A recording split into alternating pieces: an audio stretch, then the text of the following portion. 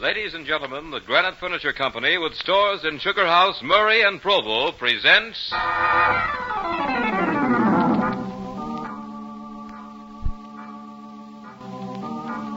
Hall of Fantasy.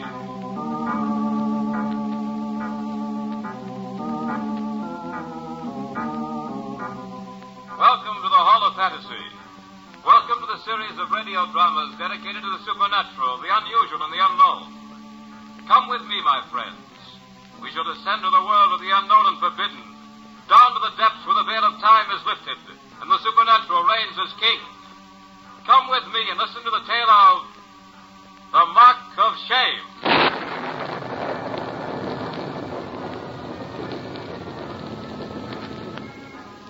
The Granite Furniture Company brings you the Hall of Fantasy. Listen now to original tales of the imagination and some of the classics of the supernatural as we take you down the corridors of the Hall of Fantasy to the mysterious realms of the unknown. These are stories of eerie and fantastic thrills brought to you by your friends at the Granite Furniture Stores.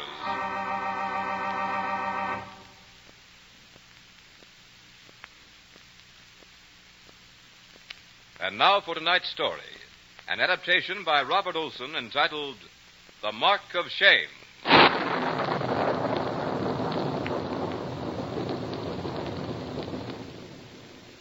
The blood that coursed through the veins of Cousin Andre did more than run the natural errands of existence. That blood fed his hates, his prides, his willful ego, till the end of time and beyond. Yes, and that same blood flushed a vivid red mark of shame in Andre's fair young face.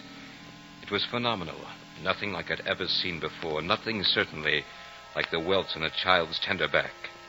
This mark never faded from his handsome, womanish cheek. As usual, it had started over a woman. This happened at a masquerade ball given in the Palais Royal.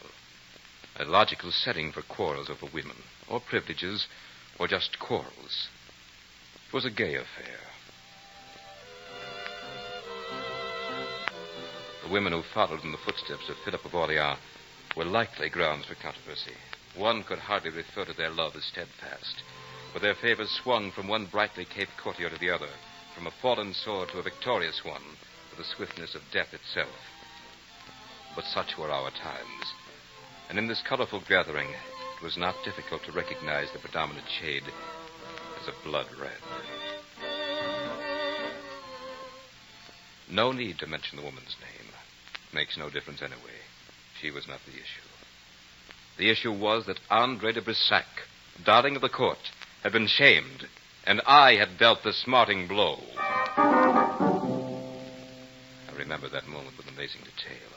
It was as if everything in that ballroom had suddenly been caught in startling paralysis of time, poised between one tick of the clock and another, one heartbeat and the next.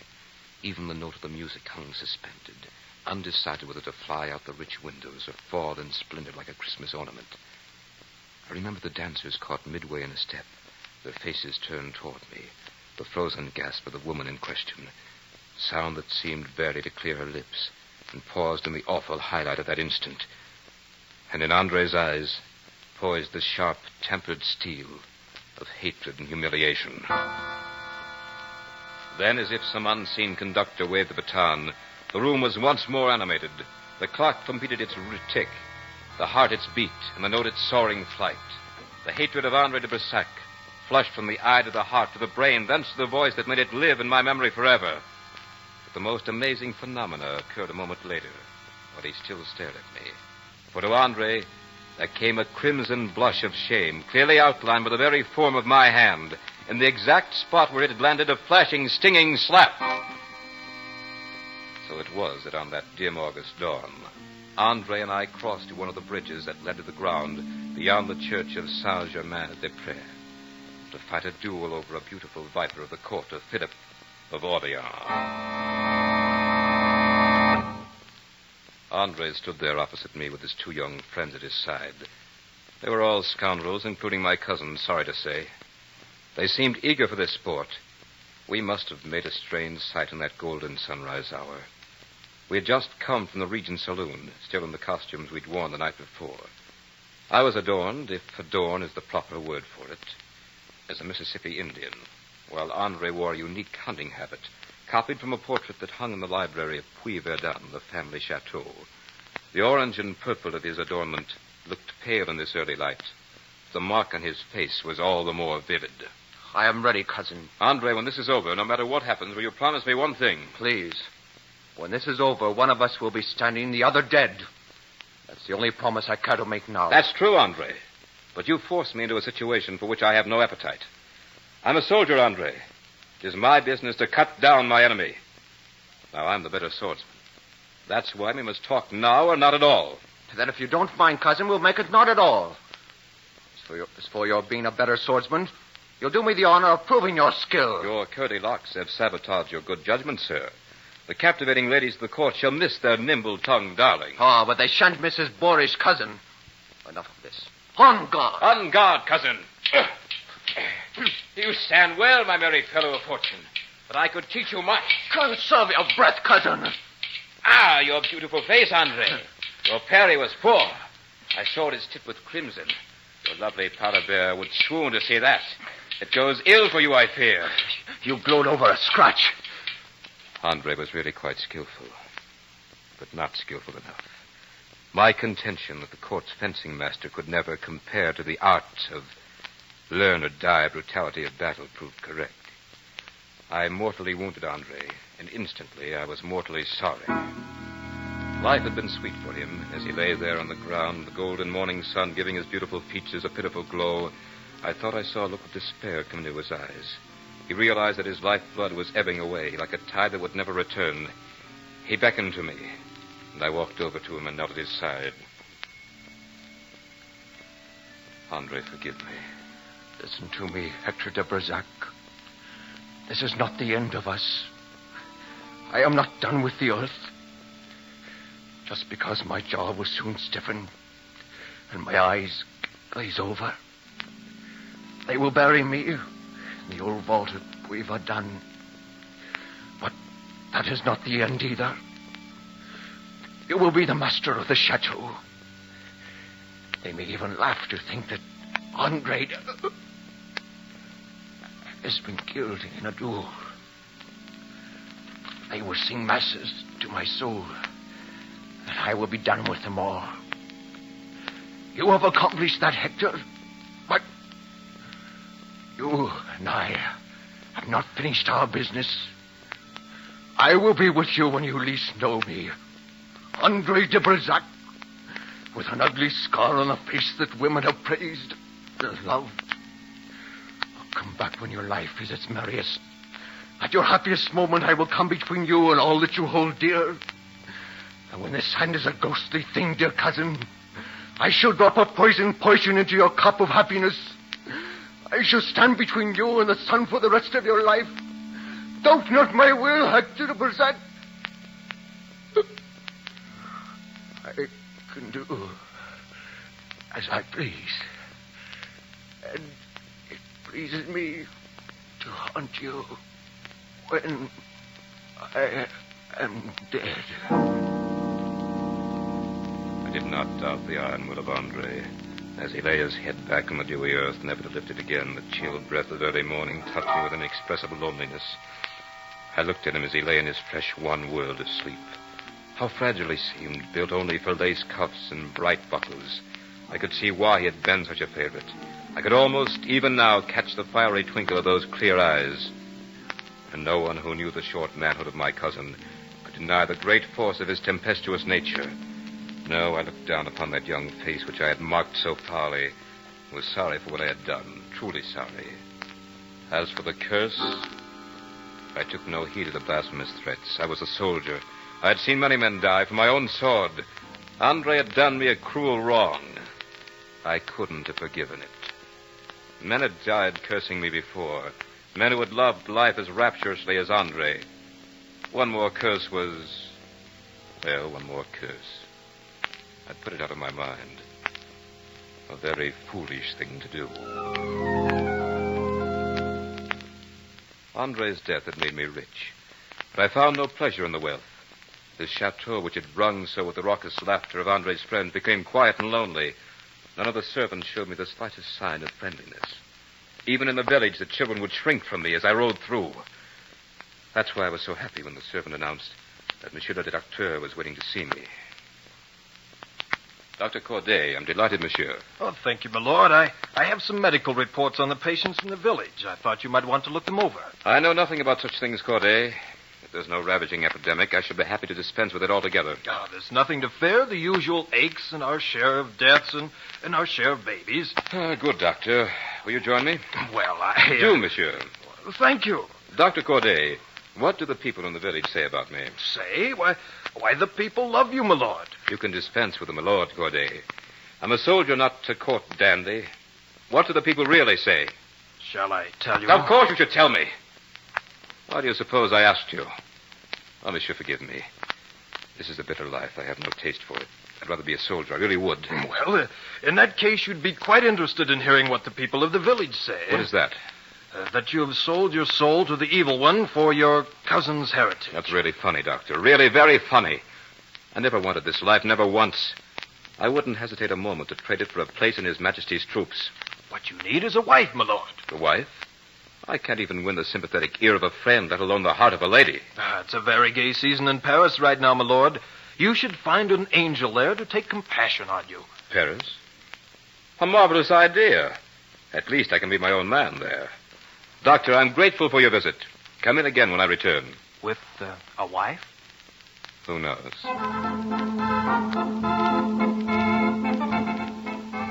In Paris, I ran into an old comrade, a sulky, sour old captain of dragoons. Many times he'd aired his displeasures to me. He told me a great many things about himself. But one thing he should have talked about, he never even mentioned. That was that he had a perfect sunbeam for a daughter. That her name was... Can you hear the music as I say it? Eveline. Eveline Lecalais. Eveline, I've been a fool. Is it wise to tell me, monsieur? Wise or not, I must. Eveline, I've been a soldier all my life. I know little about what pleases a lady. When I take your hand, I'm filled with the fear that you will not feel as I do, that there's someone else. There is no one, monsieur. Thank heaven. Eveline, I've wasted the best years of my youth worshipping a wicked woman who cheated me and finally made a fool of me. She was the fool, monsieur. Bless you for saying that, Eveline. Well, you must know what I'm trying to say. I'm told women do know. I love you, Eveline. I want you to go back to Puy-Verdun with me. Oh, monsieur. As my wife. Will you? You will have to speak to my father. Forgive me, but I already have. Oh, you are a soldier, monsieur. But what is your answer, Eveline? I will marry you. Oh, Eveline, my adorable one. This is... Yes, go on. Is anything the matter? No. No, of course not. This is the happiest moment of my life.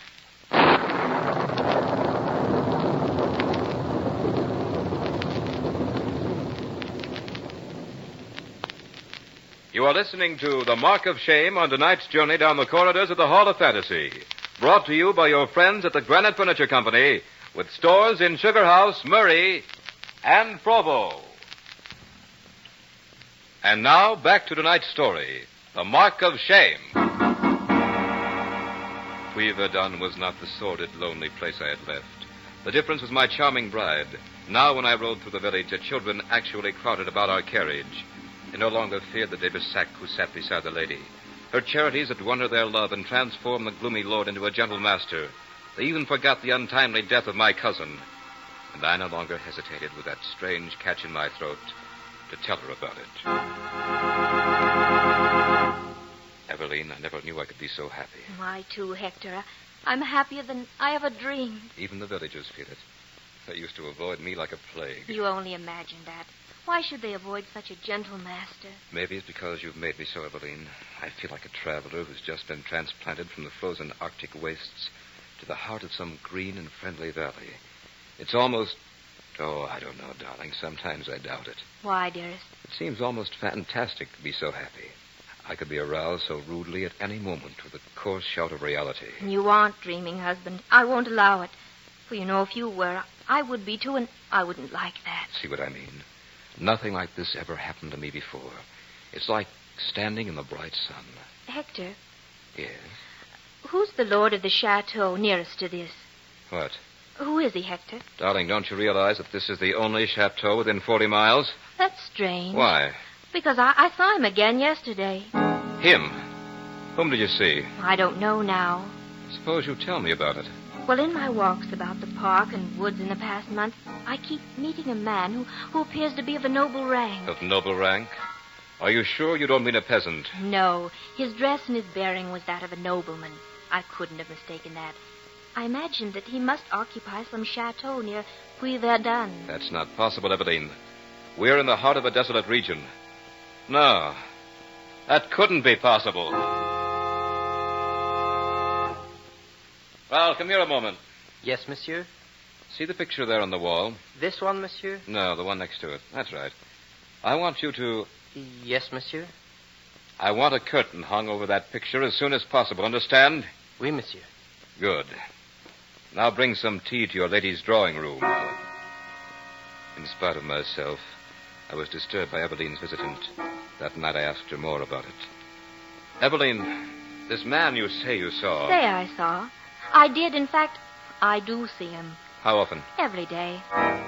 Every day. Where? Sometimes in the park and sometimes in the wood. You know that little cascade and the old rock work that makes a sort of a cavern? Yes, I know the place. I used to play there as a boy. Oh, I love it. I spend my mornings there reading. And that's where you see him? Yes. Has he ever had the courage to address you? Never. I look up from my book and he'll be standing there very quietly, watching me. Then I'll continue with my reading, and when I look up again, he's gone. He must be some peasant out to frighten you. I'll go into the village tomorrow and see what I can find out. No, Hector, he's not a peasant. He has the manner of a nobleman. I suppose he's quite old. On the contrary, he's young and quite handsome. For the next week, I spent my mornings with Eveline. We took many casual rambles into the woods and park, but we saw no one but a few peasants or occasionally a member of our own chateau. These works were beginning to disturb the routine of my life. And since I was a man of rather deeply ingrained habits, my wife noticed the unrest. There's no need to take these walks with me, Hector. You know you have other things to do. I'll spend my mornings on the grounds, and the stranger can't intrude on me there. I'm beginning to think the stranger is your own fantasy, darling. You've probably met too many handsome cavaliers in your books. No doubt he's some Persian prince in modern costume. Hector, that's what puzzled me. The stranger's costume isn't modern. Shall I tell you what it looks like? By all means. Well, he looks as if he's been in an old portrait that had stepped down from his frame. It wouldn't have been a more startling blow if she'd butted me in the stomach with the end of a staff. I thought of the picture in the library with the orange and purple hunting costume Andre had worn that fateful night in the Palais Royal. But then something else happened to take my mind from the picture, Andre or anything else. For after a time, my wife, who had always been as lovely and glowing as the fresh petal of a rose, began to fail in her health. Her change seemed to have stolen up on her. Even I, who had seen her every day, hadn't noticed it until one day she put on a lovely gown she hadn't worn in several months. I was amazed how loosely it hung on her. Then I noticed her eyes that had at one time sparkled as bright as the jewels she'd planted in her hair. They were now quite dim and sick. Darling, how long have you been ill? I'm not ill, Hector. That's insane. You are ill. Quite seriously so, I might add. Stupid of me not to notice it before. What's done this? I feel faint. And she fainted. I caught her in my arms and swept her to her bed. Then I sent a messenger for Dr. Corday. Tell him to come immediately. I don't want a single moment's delay, understand? Yes, monsieur. I stood there as helpless as a child and watched my lovely Eveline seem to waste away with this insidious thing. I cursed every moment of delay before Dr. Corday arrived. When he did come, I rushed him to a room before he'd even had a chance to remove his cape. Then I sat and poured myself a drink for the torturous wait. But even before he came out to speak to me, I, for no explainable reason, had lost faith in the powers of medicine to combat the thing that had struck down my Eveline. Strange, very strange. Doctor, is she... Frankly, I don't know. I just don't know, my lord. Monsieur le Docteur, I mean, well, I was beginning to be afraid that she may be a little... Well, Dr. Corday, this isn't easy to say. Well, then, let me say it for you. You're wondering if she's insane. Let me assure you that she is not. Oh, thank heaven.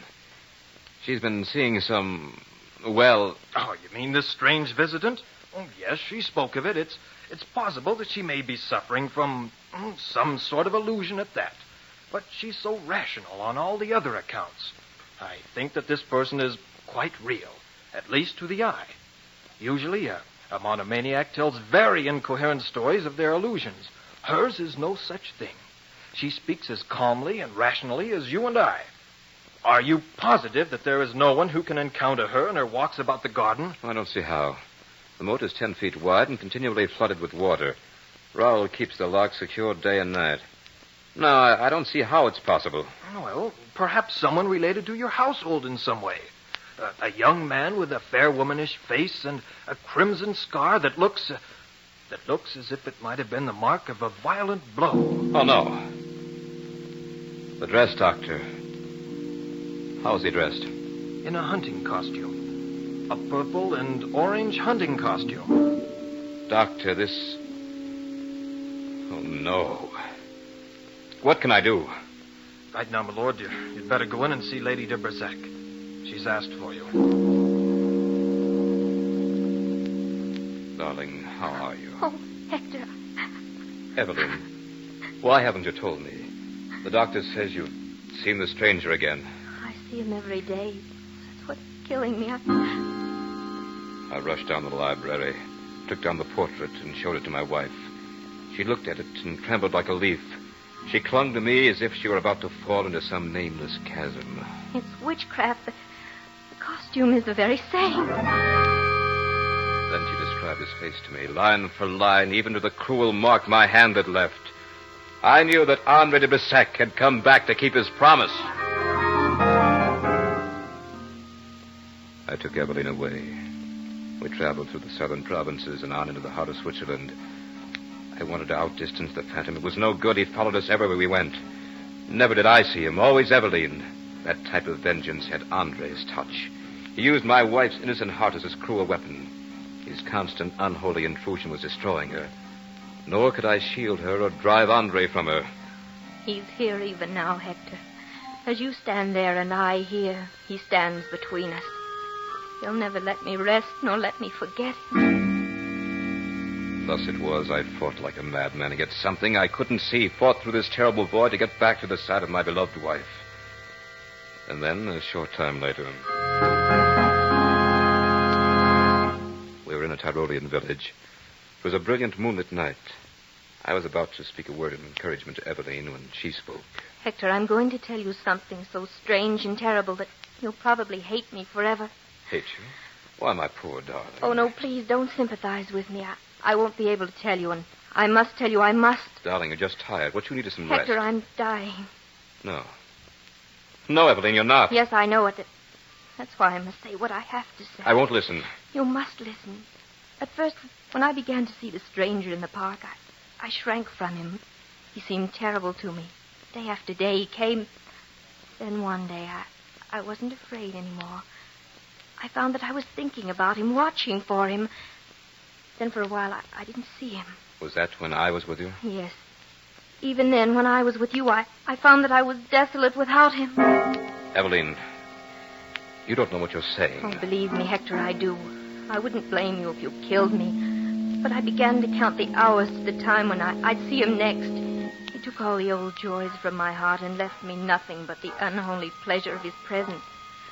Now, Hector, curse me, kill me, anything. Only know this. Whatever it was, witchcraft, the imperfections of my heart, I don't know. I only know I fought against it and couldn't win. Now I'm dying, and, forgive me if you can. Forgive you? What is there to forgive, my darling? This is no work of yours. Oh, Evelyn, my wife, forget everything that you're in my arms. Forget everything except that we love each other. I'm dying, Hector. I'm dying. No. Fight it, Evelyn. Please try to fight it. I need you. I can't live without you. Forgive me, Hector. I want to die. I want to be with him. Her eyes fluttered and she was gone. something more than the cruel lash of her words hit me. Even though I was barely conscious, I felt it. I got up and ran to the mirror. Sure enough, there it was. That vivid outline of the hand, full across my cheek. So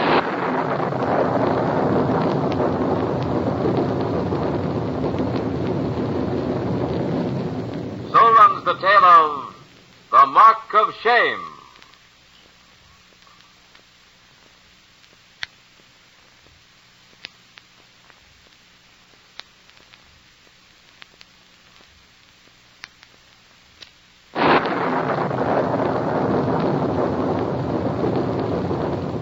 Remember to join us next week at the same time for another journey down the corridors of the Hall of Fantasy.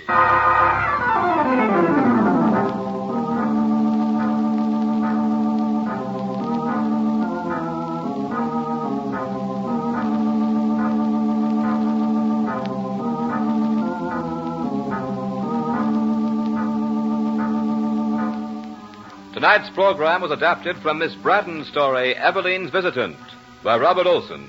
Heard tonight were Richard Thorne as Hector, Beth Calder as Eveline, Archie Hughley as Andre, Ken Jensen as Dr. Corday, and Michael Arogo as Rowell. Musical background was provided by Earl Donaldson. The engineer was Nephi Sorensen. These programs are produced and directed by Richard Thorne.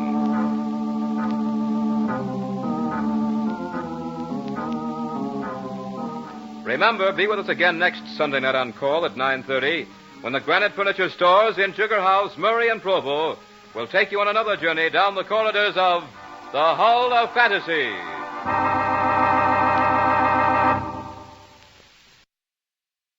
Ladies and gentlemen, the Granite Furniture Company with stores in Sugar House, Murray, and Provo presents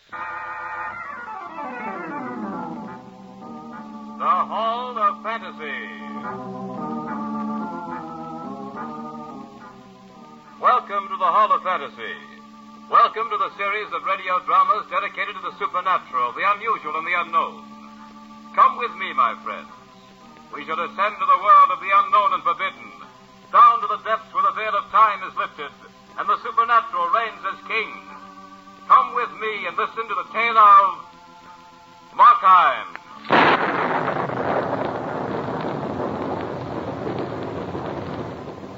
The Granite Furniture Company brings you the Hall of Fantasy.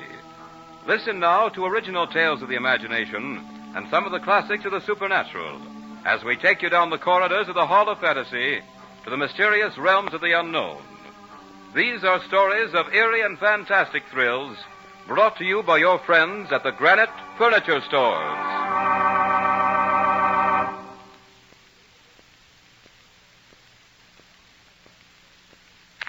And now for tonight's story, an adaptation of Robert Louis Stevenson's Markheim.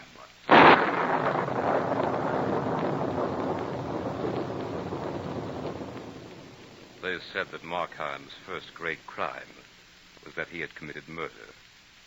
That's hardly true, for no man can kill his fellow until he first twists the knife in his own heart. This is the story of Markheim. He was a gambler accustomed to lightning shifts of fortune. But on the eve of his greatest triumph, he couldn't resist that final spin of the wheel. It was his life against the future. He wanted the decision to come swiftly, as it had always done before. But this time, the wheel turned tortuously slow for Markheim. And once set into motion, no power on earth could halt it. It was Christmas Eve. Markheim was happy to be towed along on Angela's little leash. She loved him, or what she knew of him. Angela was quite aware of the power of her smile, and Markheim was aware of the fact that she'd been leisurely and charmingly spoiled. But even if it had been a great chain that had led him into this lovely garden, instead of a warm, sweet smile, he'd have resisted no more than he did now. For this leash would lead him to a fortune, more money than he'd ever dreamed existed in all the casinos in the world. Besides, he was in love with Angela. Mark, when do you plan to speak to Papa? Very soon, dearest. There are a few things I want to clear up first. It won't take long. Just a few days at the most. Tomorrow, perhaps? Tomorrow? Well, that's pretty pretty short notice, darling. I'm afraid that Oh, I want it tomorrow. Yes, but why? What's so significant about tomorrow? I had thought to wait just a few more... Tomorrow's just as good as any other day. In fact, it's better. It's Christmas. It's tomorrow or never. Angela, what are you saying? Oh, don't look so frightened, darling. I was only joking. Oh, that's better. Only it will be tomorrow, Mark, won't it? You always get your own way. Always, darling. But I wouldn't have insisted if I didn't think it would make us both happy. And you think we'll be happier if I ask your father tomorrow? Of course. There's no need to wait, and I want this for a Christmas present. Christmas present? Yes. Oh, and speaking of Christmas presents, I have a very nice one for you. Oh? Not too nice, I hope. I hope it wasn't too... Costly? Oh, but it was very. I wish you hadn't, Angela. That is, well, I have something for you, too. You have? What is it? Well, you'll like it. Yes, it's very nice. Now it's my turn. You shouldn't have done it. Nothing is too good for you. Nothing. I hope it isn't too expensive. Well, it was. But it's just a little trinket. Whatever it is, Mark, it'll be very nice. But if you weren't such a successful member of the stock exchange, I'd scold you for spending too much money on me. Stock exchange? Oh, yes, quite. Well, Angela, I think I'd better be going. So soon? Yes, I really must. Then I won't detain you. But I want you here early tomorrow. Come just as soon as you possibly can. The iron rule of Angela. Ah, but I love it, darling. Until tomorrow? Tomorrow. As Markheim made his way through the dark streets, the chill, damp fog soon dispersed the warmth he'd felt in the rich comfort of Angela. And the last word he'd spoken to her as he'd taken his leave seemed to mock him as he traveled in the night. His futile gropings for happiness seemed to slap him full in the face with each new wave of the gray night mist. For a moment he thought to return to his foul, dingy little room, barren and ugly though it was. The thought of it made him shudder. Any other time he might have found some comfort in his hateful little iron bed. Another night he could have slept and dreamed of fabulous fortune, of an endless flood of gambler's luck, making him richer with every spin of the wheel. But there was no time for that now. For tomorrow was... He cursed the inconvenience of this moment. Tomorrow was Christmas. Suddenly, as if some henchman of the devil had whispered into his ear, Markheim heard the name that had been synonymous with resentment in his heart. That name seemed to strike faint but unmistakable sounds in his brain. It was very faint at first, like the soft, tinkling snap of an icicle when it breaks. But it soon became a giant thing that loomed up so forcibly it was almost physical. It came without warning out of the thick fog of his brain, and Markheim suddenly found the name on his lips. Ziegler.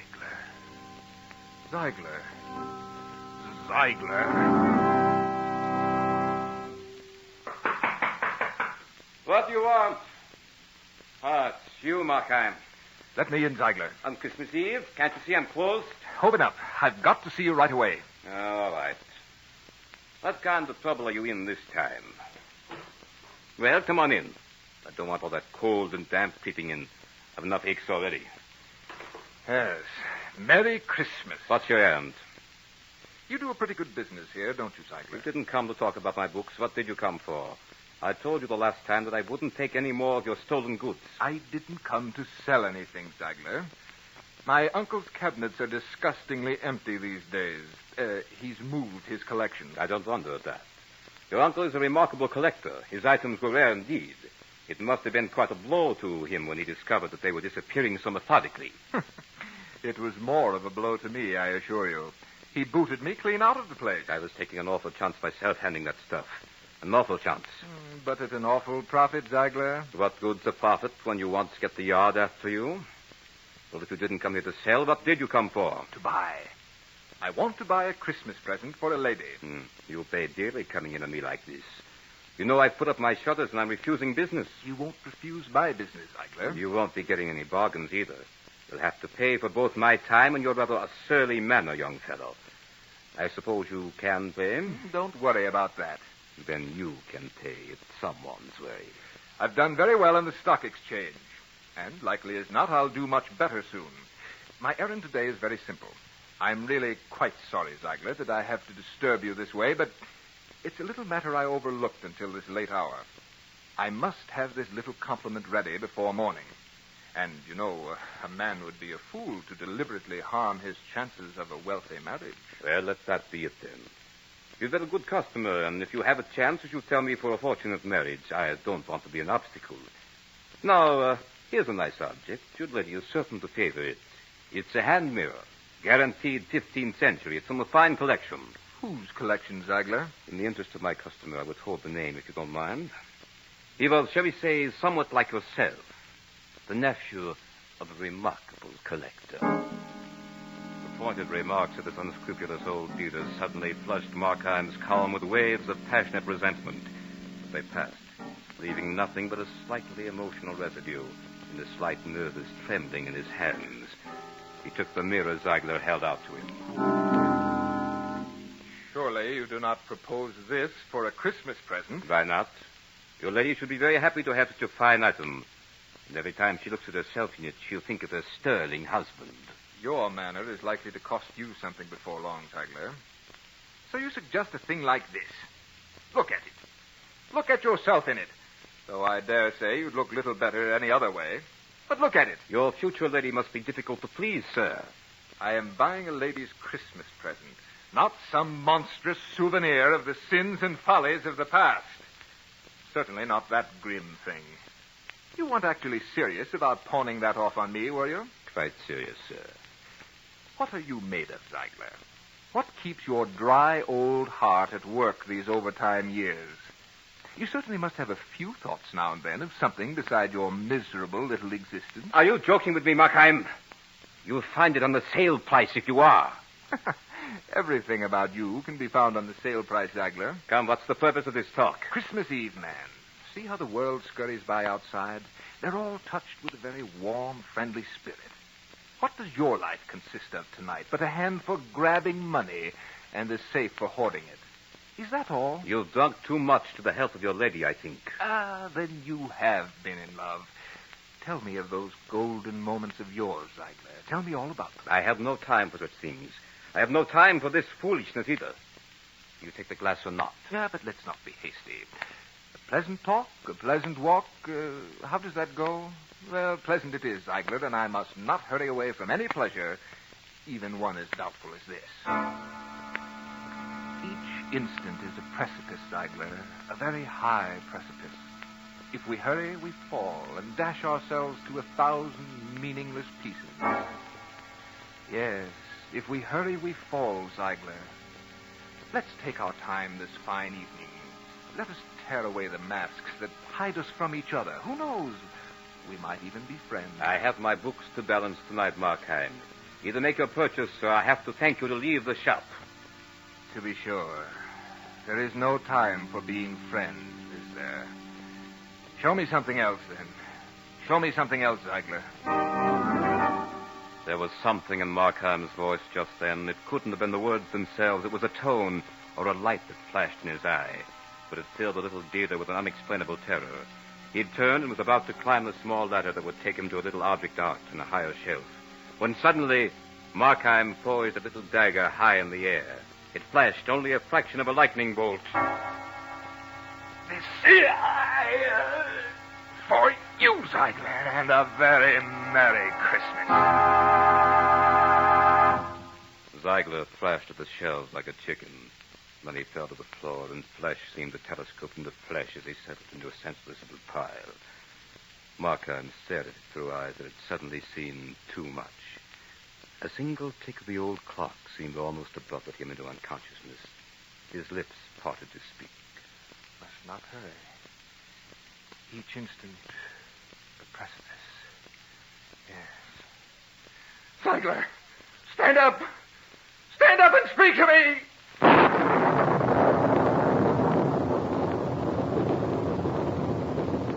You are listening to a radio adaptation by Bob Olson of Markheim by Robert Louis Stevenson on tonight's journey down the corridors of the Hall of Fantasy. Brought to you by your friends at the Granite Furniture Company with stores in Sugar House, Murray, and Provo.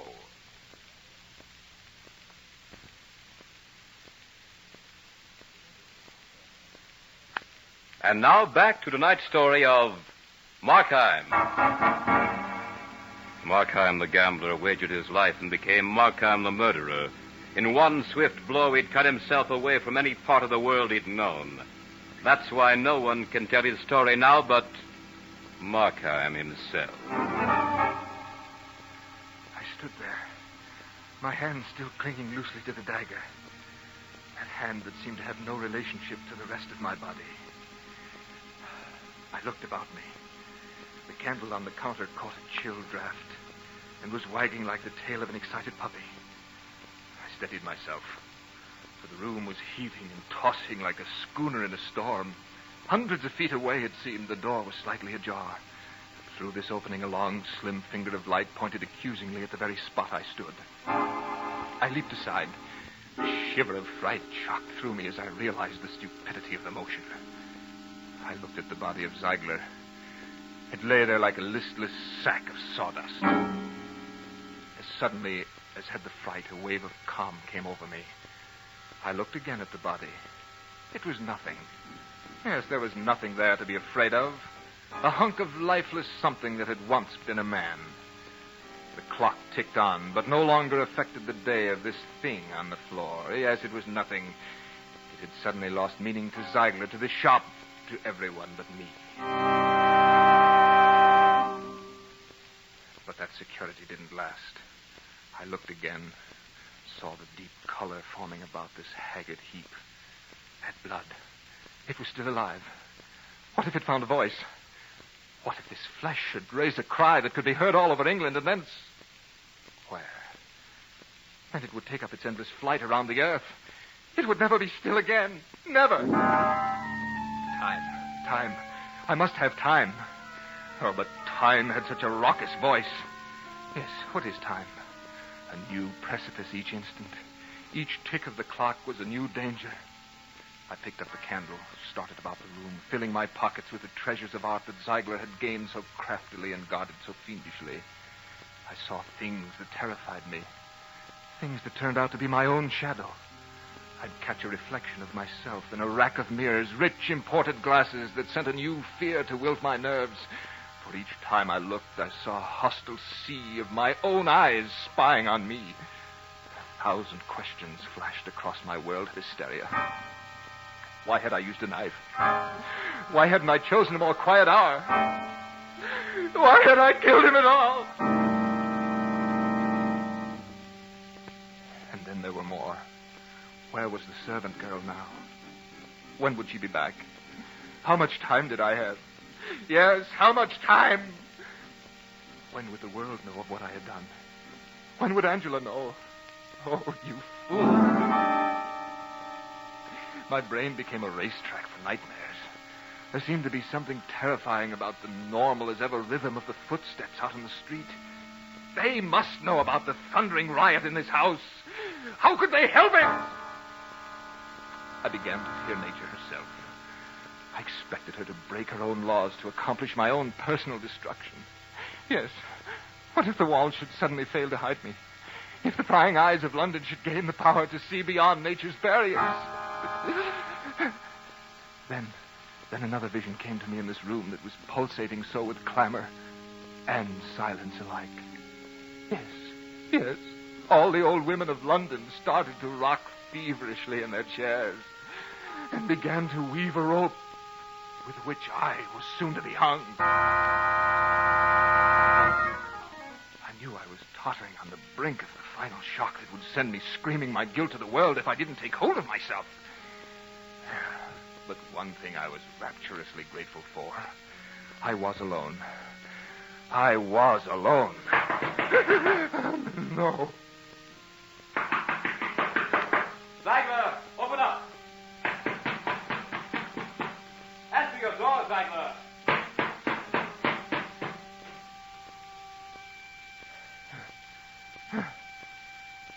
Thank heavens. He's gone.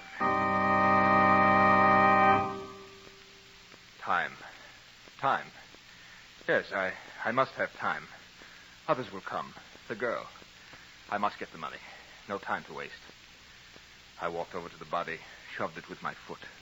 It rolled over crazily and took on a queer, twisted posture. face was pale like wax. I remembered the wax museum I'd seen as a lad, and that memory robbed the scene of its grotesque quality. I took new courage. I saw myself as a boy. Here's how horrified I'd been at those realistic reproductions of famous murders. Even the music came back to me, the monotonous chant of the Calliope. The time came for me to act or run, but I didn't run. I grabbed the keys from Ziegler's coat pocket and started up the stairs that led to his private apartment. There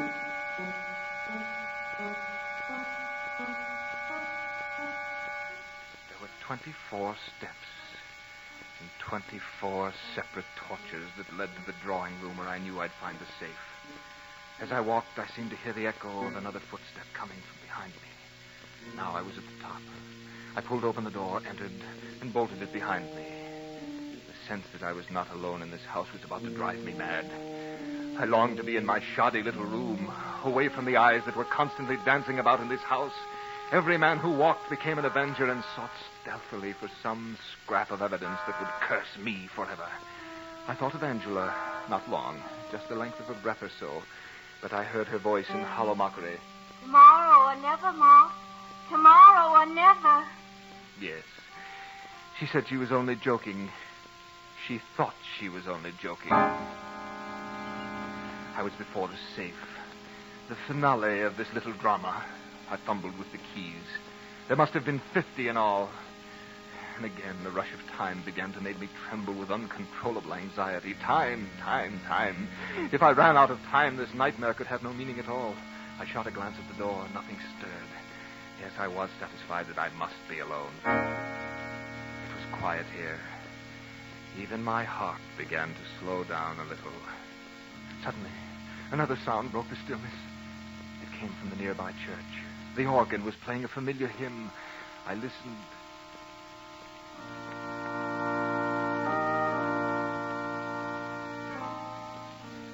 Then I heard it. A sound to freeze a scream in its making. The knob on the door was turning. Someone was going to enter this room. I was caught in a vice of terror. Slowly the door opened. And there was a face without a body staring at me. Who are you? Did you call me? I stared. I could do nothing else. The face seemed to swim before me.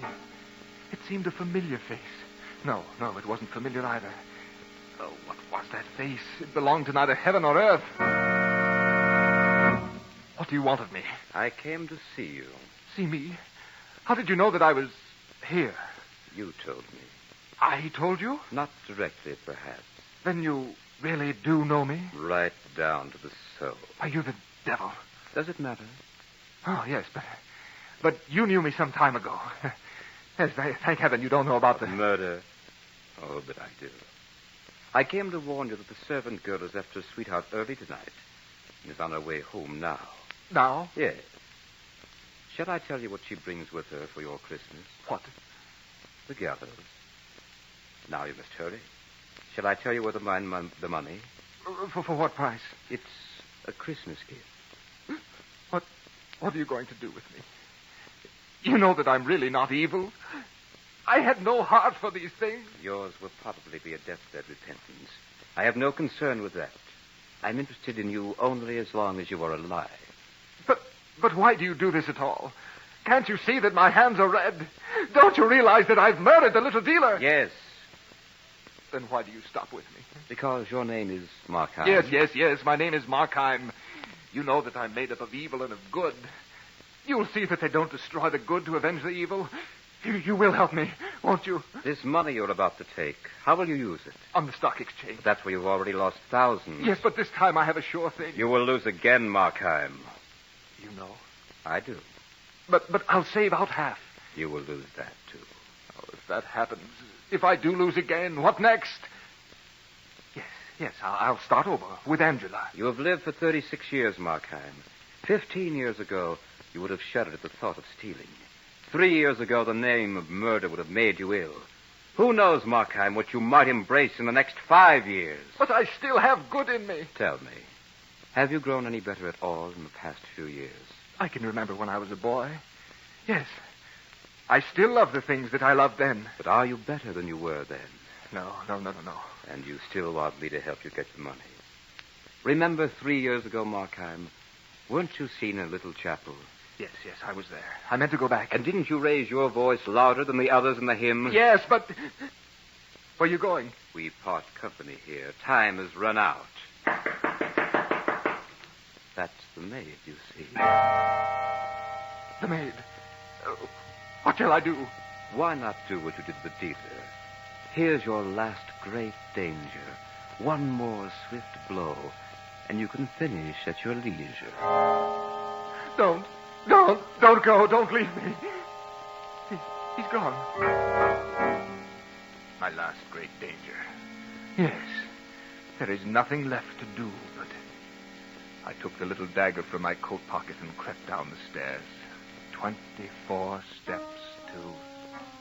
where? Tomorrow or never, Ma. Tomorrow or never. I can do it quickly.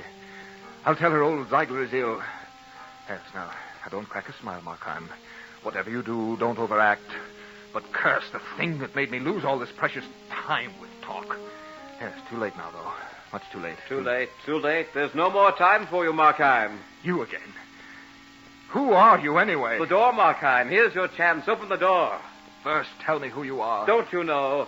Don't you know, really? No, I don't. My name is Markheim. No. Then you're... The door, Markheim. Answer the door. Hello. Is Mr. Ziegler in? Are you the maid? Yes. Then you'd better go for the police. I've just murdered your master.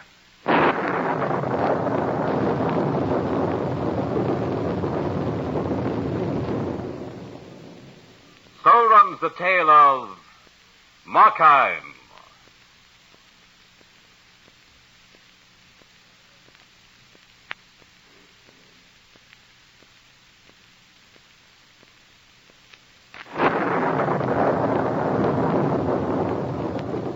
Remember to join us next week at a new time for another journey down the corridors of the Hall of Fantasy.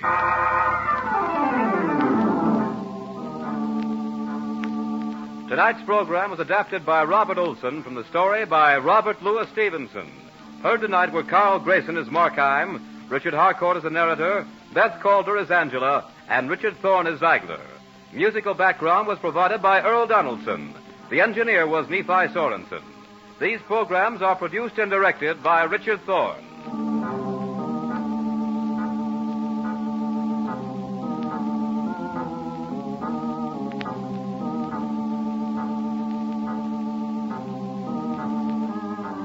Remember, be with us again next Sunday night on call at a new time, just 1 hour later at 9:30 p.m., when the Granite Furniture Stores in Sugar House, Murray and Provo will take you on another journey down the corridors of the Hall of Fantasy.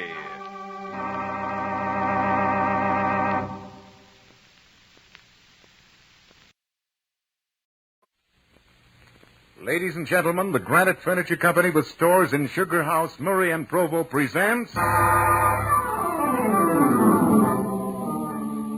Hall of Fantasy. Welcome to the Hall of Fantasy. Welcome to the series of radio dramas dedicated to the supernatural, the unusual, and the unknown.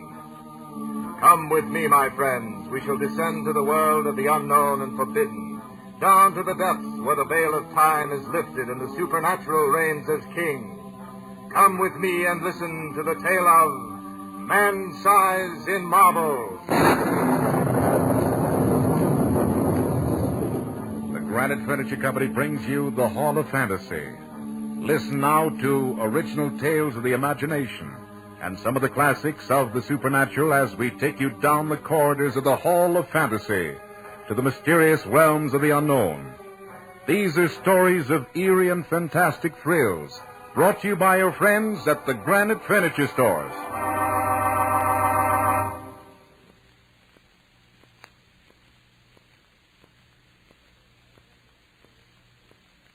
And now for tonight's story, a radio adaptation by Bob Olson of E. Nesbitt's story, Man-Size in Marble. The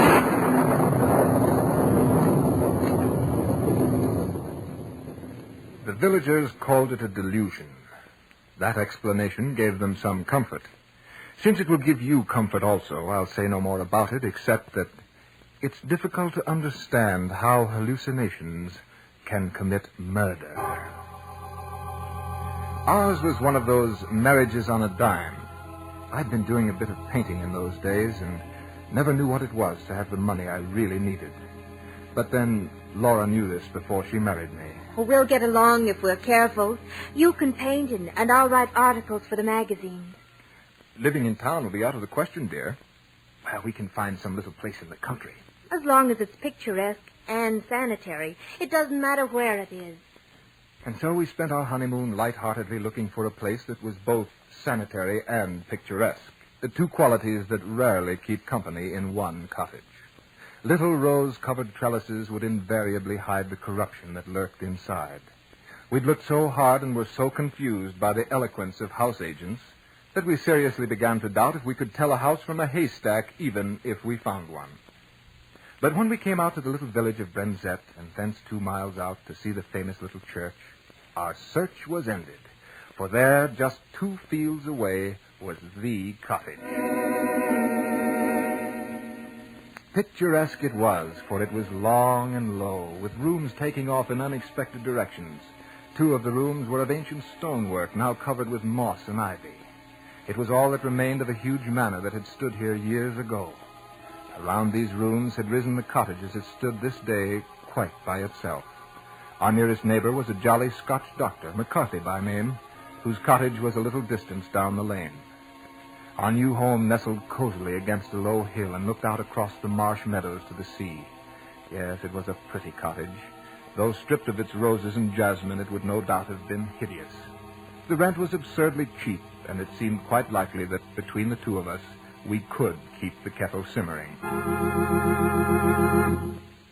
We spent the rest of our honeymoon in second-hand shops, picking up odds and ends of oak and Chippendale until the cottage soon became very homey. Fully settled, we were so happy. And that day we looked from the latticed window onto the old-fashioned garden with its colorful splash of hollyhocks and lilies. Laura sat outlined against the window, I before my easel. What are you painting, Vance? You, my dear. Me? Well, why not this lovely countryside? First my wife, then the countryside. And what are you writing? A verse. About what? You.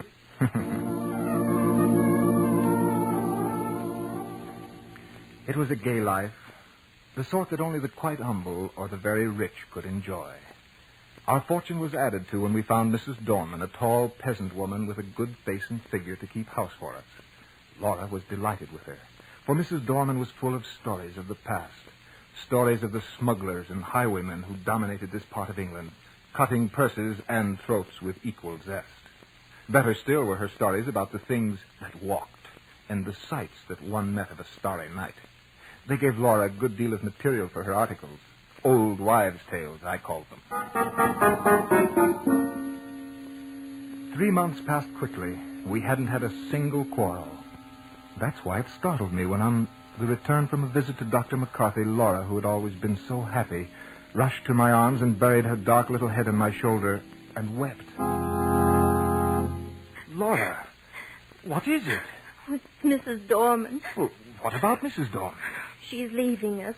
Leaving us? Well, what on earth for? She says that she must leave before the end of the month. She says that her niece is ill. But I don't believe her because, well, her niece has always been ill. She acted so queerly. Don't cry, Laura. You know, it's a terrible shock to see you cry. I might cry a bit myself just watching you, and you'd never respect me again. Oh, but it's serious. Those people in the village are so sheepy, and, well, if Mrs. Dorman leaves us without any explanation, no one will come and take her place. I just know it. Well, then we'll share the housework. But we'll have no time to earn what we need, and, we've been doing so nicely now. We'll have to work all day and rest only when the kettle's boiling. Oh, you exaggerate, Laura. We'll have less time, but there'll still be time. However, when Mrs. Dorman comes back, I'll have a talk with her. We'll come to some sort of terms. Tell you what, let's take a walk up to the old church. The church was large and lonely, and we enjoyed the stroll in the moonlight. The path that went through a wood and along the crest of a little hill was called the bier path, for the dead had been carried along this path to be buried. The churchyard was enclosed by a low wall and ceilinged by several large elms whose branches stretched out as if in benediction over the dead. We entered the old church from a long, low porch and through a heavy oak door studded with iron. Inside, the arches rose up into the darkness. We strolled up to the chancel where the fine-colored glass windows let in faint hues of filtered moonlight. It gave everything a substance of shadow, even the gray marble figures of the two knights who lay there in full plate armor with hands upheld in everlasting prayer. You know, it's a funny thing. If there is any light in this church at all, it seems to shine on these figures. Who are they? No one knows. The peasants say they were marauders, bandits, that they were the scourge of their day. Does it give you kind of a strange feeling to know they used to live where we live now? I hadn't thought much about it. Has Mrs. Dorman told you the story? She doesn't know about it. She said the house was struck by a bolt of lightning. I heard it was the vengeance of heaven against their foul deeds. Funny how a pair like that would be given such an honored place in this little church. Well, the gold was good, no matter where it came from. Their heirs probably bought the honor. Those marble statues certainly aren't flattering. Yeah. From the looks on the faces, even in marble, I doubt their conversion to Christianity. The church looked very weird as the shadows cast eerie forms about. We looked again at the sleeping warriors, and a feeling of awe came over us. Outside, we sat on the ancient stone seats, gazing out across the moon-misted meadows. A sense of quiet and peacefulness came over us. At such times, troubles don't exist. Well, feel better than you did, dear? Yes, Van. Oh, let's never leave this place. It's lovely. Ah, yes. Wasn't it silly to get all worked up over Mrs. Dorman? It's still a terrible nuisance. Granted, but if scrubbing and blacking boots is the worst of our lot, we'll manage quite well even without Mrs. Dorman. Of course we will. Nevertheless, when we get back to the house, I'll have a talk to her. She should be there by now. I hope you can convince her.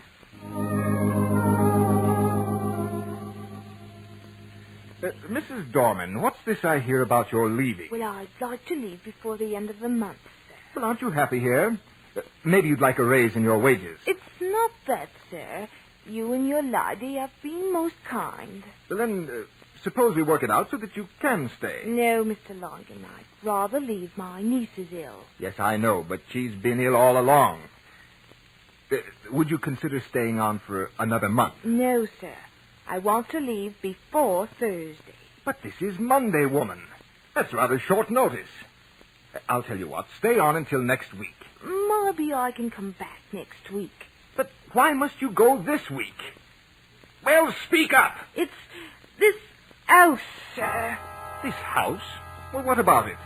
They say that strange deeds was done here in olden times. In olden times? Oh, but this is now. What deeds do you mean? Well, don't worry, Mrs. Dorman. I'm not going to laugh at you. Well, sir, have you seen them two shapes beside the altar in the church? You mean the effigies of the knights in armor? I mean them two bodies drawn out man-size in marble. A very graphic description, Mrs. Dorman, but what about the knights? In the village, they say that on All Saints' Eve, those bodies come to life.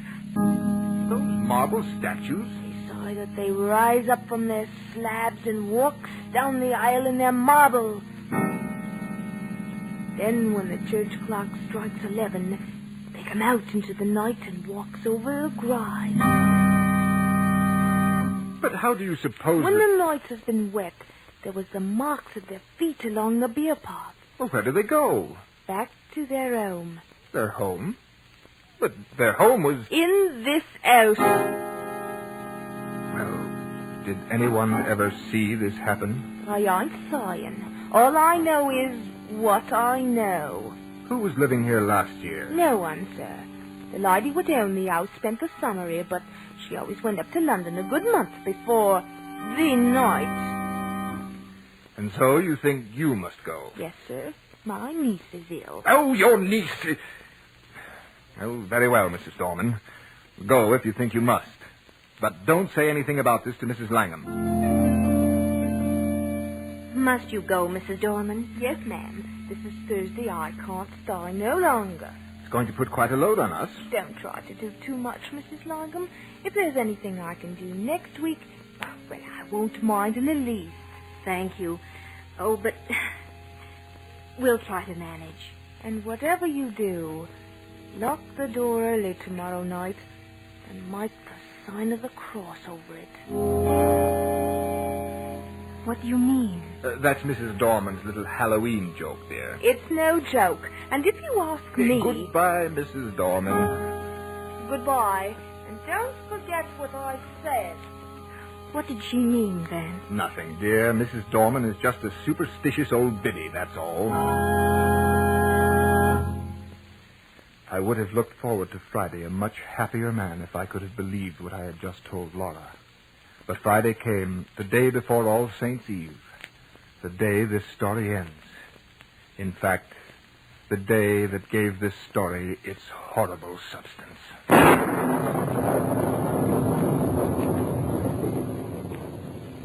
You are listening to Man Size in Marble in tonight's journey down the corridors of the Hall of Fantasy, brought to you by your friends at the Granite Furniture Company with stores in Sugar House, Murray, and Provo. And now back to tonight's story, Bob Olson's adaptation of Man Size in Marble. I arose early that morning and had already built a rather smoky success of a fire when Laura came down as bright as the bright morning itself. We had breakfast and went after the housework. When the brushes and pails were silent at last, we set up and pails were silent at last, we set up and pails were silent at last, and spent one of the merriest days since our wedding. That afternoon we took a long walk, completely happy, and Laura sweeter than ever. I decided that housework was good for her.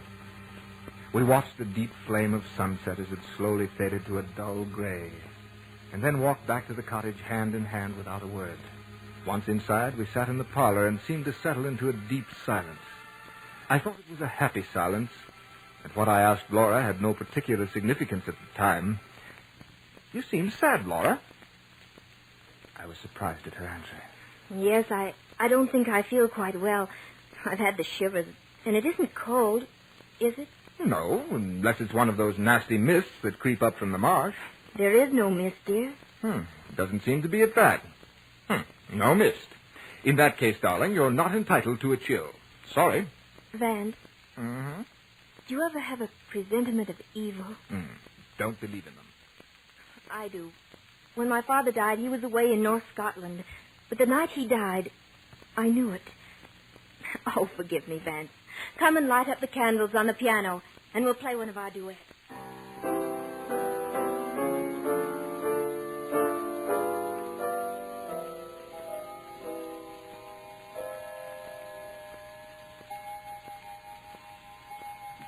Hmm. 10 o'clock already. Light up your pipe if you like, Vance. I don't mind. I think I'll take it outside. May I come too? No, dear. You're much too tired. I shan't be long. You get to bed or you'll be ill. You're taking good care of me, darling. Have to. Can't do all this housework by myself, you know. Then give me a kiss. That will be a pleasure. Let me go with you. You get some rest. Vance. Yes? We've been very happy today, haven't we? Even happier than usual, sweetheart. You won't be gone long, will you? No, dear. Not long. I stepped out, leaving the door unlatched, for I expected to be back shortly. The night was magnificent. Huge masses of cloud, dark and heavy, seemed to clasp hands and reach from horizon to horizon. Through this flowing stream of clouds moved the moon, like a dolphin diving in and out of an endless succession of waves. The treetops swayed like a metronome to the gentle swing of the clouds. There was the mystic glow on the earth that comes from the blend of dew and moonlight. I drank in the serene beauty of the night. There wasn't a hint of emotion about. Not even a leaf stirred. The wind was high up, busy herding the clouds. The Across the meadow, I saw the church tower standing out black against the sky. I suddenly thought of the 3 happy months I'd known here with Laura. Just then, the church sounded its bell.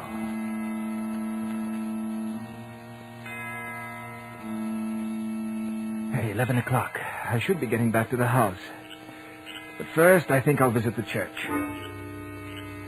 I felt so happy and so very thankful. I wanted to take my gratitude to the old chapel that had heard the sorrows and the joys of its people for so many countless years. On my way, I passed our cottage and looked in the window where I saw Laura's dark little head silhouetted against the pale blue wall. She was very still. I decided not to disturb her. I turned down Beer Path. It was such a peaceful night that at first I was conscious of nothing. And then, suddenly, I became aware of a rustling sound that broke the stillness ever so gently. I stopped to listen. The sound stopped, too. I took another step and listened. The step seemed to echo my own. Well, if that's a poacher, he's a fool not to step more lightly. I left the Beer Path and took to the woods. The footsteps seemed to echo along the path I had just left. It was strange. Yes, it was strange. But then all night sounds are strange. I passed through the corpse gate and walked among the graves to the low porch of the church. The door was open. Did I leave that open? I'd hate to have the damp get in and ruin those fine old fabrics. I went in and was halfway up the aisle when suddenly I remembered. That bell struck 11 o'clock. This is the very day, the very hour when the shapes drawn out man's size in marble begin to walk. Once I did remember, it came on me with a shiver. And I was ashamed. And so to make up for it, I walked boldly to the altar. I did that because I wanted to tell Mrs. Dorman how peacefully the shapes had slept through the ghastly hour. And so with my hands nonchalantly shoved into my pockets, I passed up the aisle. In the dim gray light, the other end of the church looked it looked larger than usual. The arches above the 2 tombs seemed to have grown too. At that moment, the moon came out from behind a cloud, and in the ghostly beams of light, I saw the reason. They're gone. I steadied myself. It's some fool's practical joke. They can't be gone. I'm not in the right place. It's too dark to see here clearly. Yes, that's it. I took a newspaper from my pocket and lit it with a match. It flared up brightly. The confirmation was sickening. The bodies drawn out man's size in marble had actually disappeared from the church. Suddenly I was gripped with an indefinable horror. It was an overwhelming certainty of finished calamity. I threw down the torch and dashed down the aisle, out the front door and into the night. They're gone! They're gone! Help me, someone! The bodies! They're gone! Settle down, man. Let go of me, you fool. The marble figures have gone from the church. They've disappeared, I tell you. Hey, they know. You've been smoking too much. Smoking and listening to old wives' tales. But, Doctor, I've seen the bare slabs with my own eyes. They're gone, I tell you. We'll come back with me. I'm going up to the Palmer's now. His loss is sick. We'll have a look into the bare slabs. Well, you can go if you like. I'm going home to Laura. Rubbish. I'll never permit it. You can't go around all your life as saying you saw a slab of marble in vitality. You can't do it, man. I'm not going back there. Then you want that you should be a coward? Coward? No, but... I coward. I nay can help you if you didn't go down with me. Oh, all right. Come on. No, here we are at the church. Come in with me. I'm coming. Oh, what have you got your eyes closed for? Here, I'll strike a match. No, look there. What have you had to drink, man? I opened my eyes, and what I saw made me absolutely mad. A huge black screen dropped across my reason, for there on the cold gray slabs were the 2 grotesque shapes in their marble. Dr. McCarthy, I simply don't know what to say. It must have been the light, or maybe I have been working too hard. Yes, I was sure they were gone. I'm quite aware of that. You'll have to do something about that brain of yours. But wait. Look at this hand. What's wrong with it, Doctor? It's been broken. There's a finger missing. Finger? But the last time I saw it, it was perfect. Someone may have tried to remove it. That can't be right. My impression was that they were gone. Completely disappeared. That was too much tobacco and painting. Perhaps. Well, come along, Dr. McCarthy. My wife will be getting anxious. I told her I wouldn't be gone long. Well, I should be going off to the Palmers. I'd appreciate it if you'd come on to the cottage with me and drink to my better senses. Or confusion to all ghosts or something. Well, it's pretty late, no. I had to see a lot of people tonight. I could go to the Palmers tomorrow. I'll come with you. I believe I needed the sensible old doctor more than the Palmer girl did. You've had an illusion, man. Nothing more than an illusion. Yes, I fancy you're right about that, Doctor. But it was a most amazing one. Dr. McCarthy then went into a dissertation on ghosts and apparitions as we walked on up to the cottage. When we reached the garden path, I was a little puzzled by the bright light that was streaming out the front door. Soon I saw that it was wide open. Had Laura gone for a walk? Well, come on in, Doctor. We'll find Laura and then pour ourselves a drop of whiskey. Good. The house was ablaze with candles. Laura had not only lit the wax ones, but there must have been a dozen other sputtering, glaring tallow dips stuck all over the room in odd little places. Laura, we have company. Oh, Laura! I wonder if she went out for a walk. Laura! Vance! Yes? Look. Where? Laura! There in the little recess of the window I saw her. What had she been doing there? Looking for me? But the doctor said it before I quite dared to. Someone's been in this room. Has Gina belong here? Who? Who? Laura didn't move. Her mouth was drawn and her eyes were wide open. Very wide. She looked as if she'd heard a footstep behind her and turned to meet... What? I passed my hands over her eyes. They saw nothing. What had they seen last? The doctor moved toward her, but I pushed him aside as if I were afraid of what he'd say. And then I took her in my arms. Laura, darling. I've got you now. You're safe. She's safe. She's dead. Oh, no. She fell into my arms like a limp, loose-jointed doll. I was slightly mad with this horrible sense of loss. But I knew she was dead. I knew it, and nothing mattered anymore. Laura was dead, and the world was dead. And I silently prayed that I might die. What's in her hand? I don't know. I don't care. Laura's dead. But the doctor pried open her fingers, and soon something fell out of that grim clutch and dropped to the floor. We looked at it, and then at each other. For what we saw was no hallucination. It seemed to fairly shriek its defiance to reason.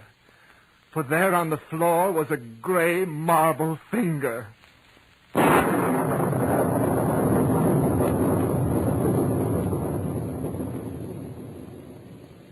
so runs the tale of Man-Size in Marble.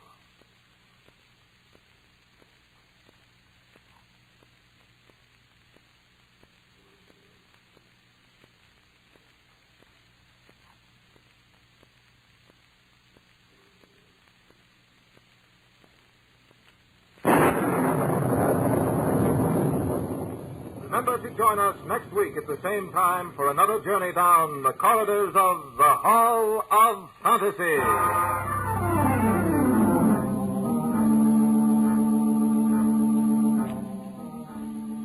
Tonight's story was adapted from the story by E. Nesbitt entitled Man-Size in Marble. Heard in tonight's program were Carl Grayson as Vance Langham, Beth Calder as Laura, Phyllis Perry as Mrs. Darman, and Archie Hughley as Dr. McCarthy.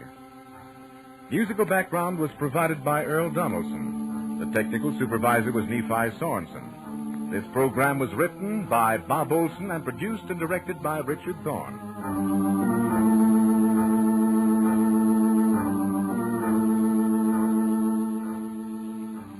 Remember, be with us again next Sunday night on call at 8:30 p.m. when the Granite Furniture Stores in Sugar House, Murray, and Provo will take you on another journey down the corridors of the Hall of Fantasy.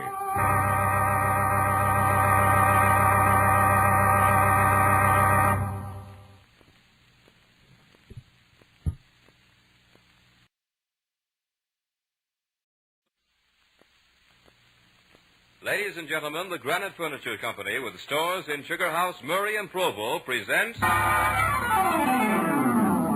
Hall of Fantasy. Welcome to the Hall of Fantasy. Welcome to the series of radio dramas dedicated to the supernatural, the unusual, and the unknown. Come with me, my friends. We shall ascend to the world of the unknown and forbidden, down to the depths where the veil of time is lifted and the supernatural reigns as king. Come with me and listen to the tale of The Judge's House. The Granite Furniture Company brings you the Hall of Fantasy. Listen now to original tales of the imagination and some of the classics of the supernatural as we take you down the corridors of the Hall of Fantasy to the mysterious realms of the unknown. These are stories of eerie and fantastic thrills brought to you by your friends at the Granite Furniture Stores.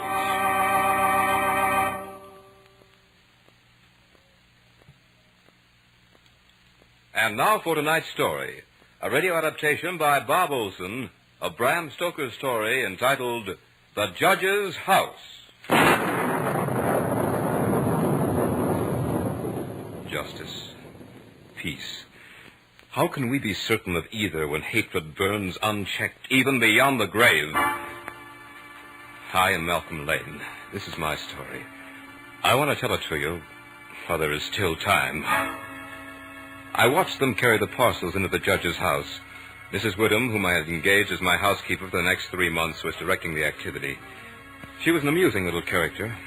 I had to promise that she wouldn't have to stay in the house after it began to get dark.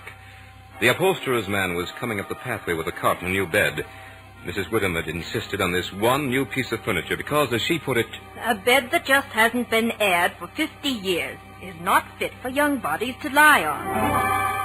And she was right, of course. But my head was too full of plans for study to worry about such details as my living quarters. As for the tales about the harsh old judge whose house this had once been, I had only a mild enthusiasm.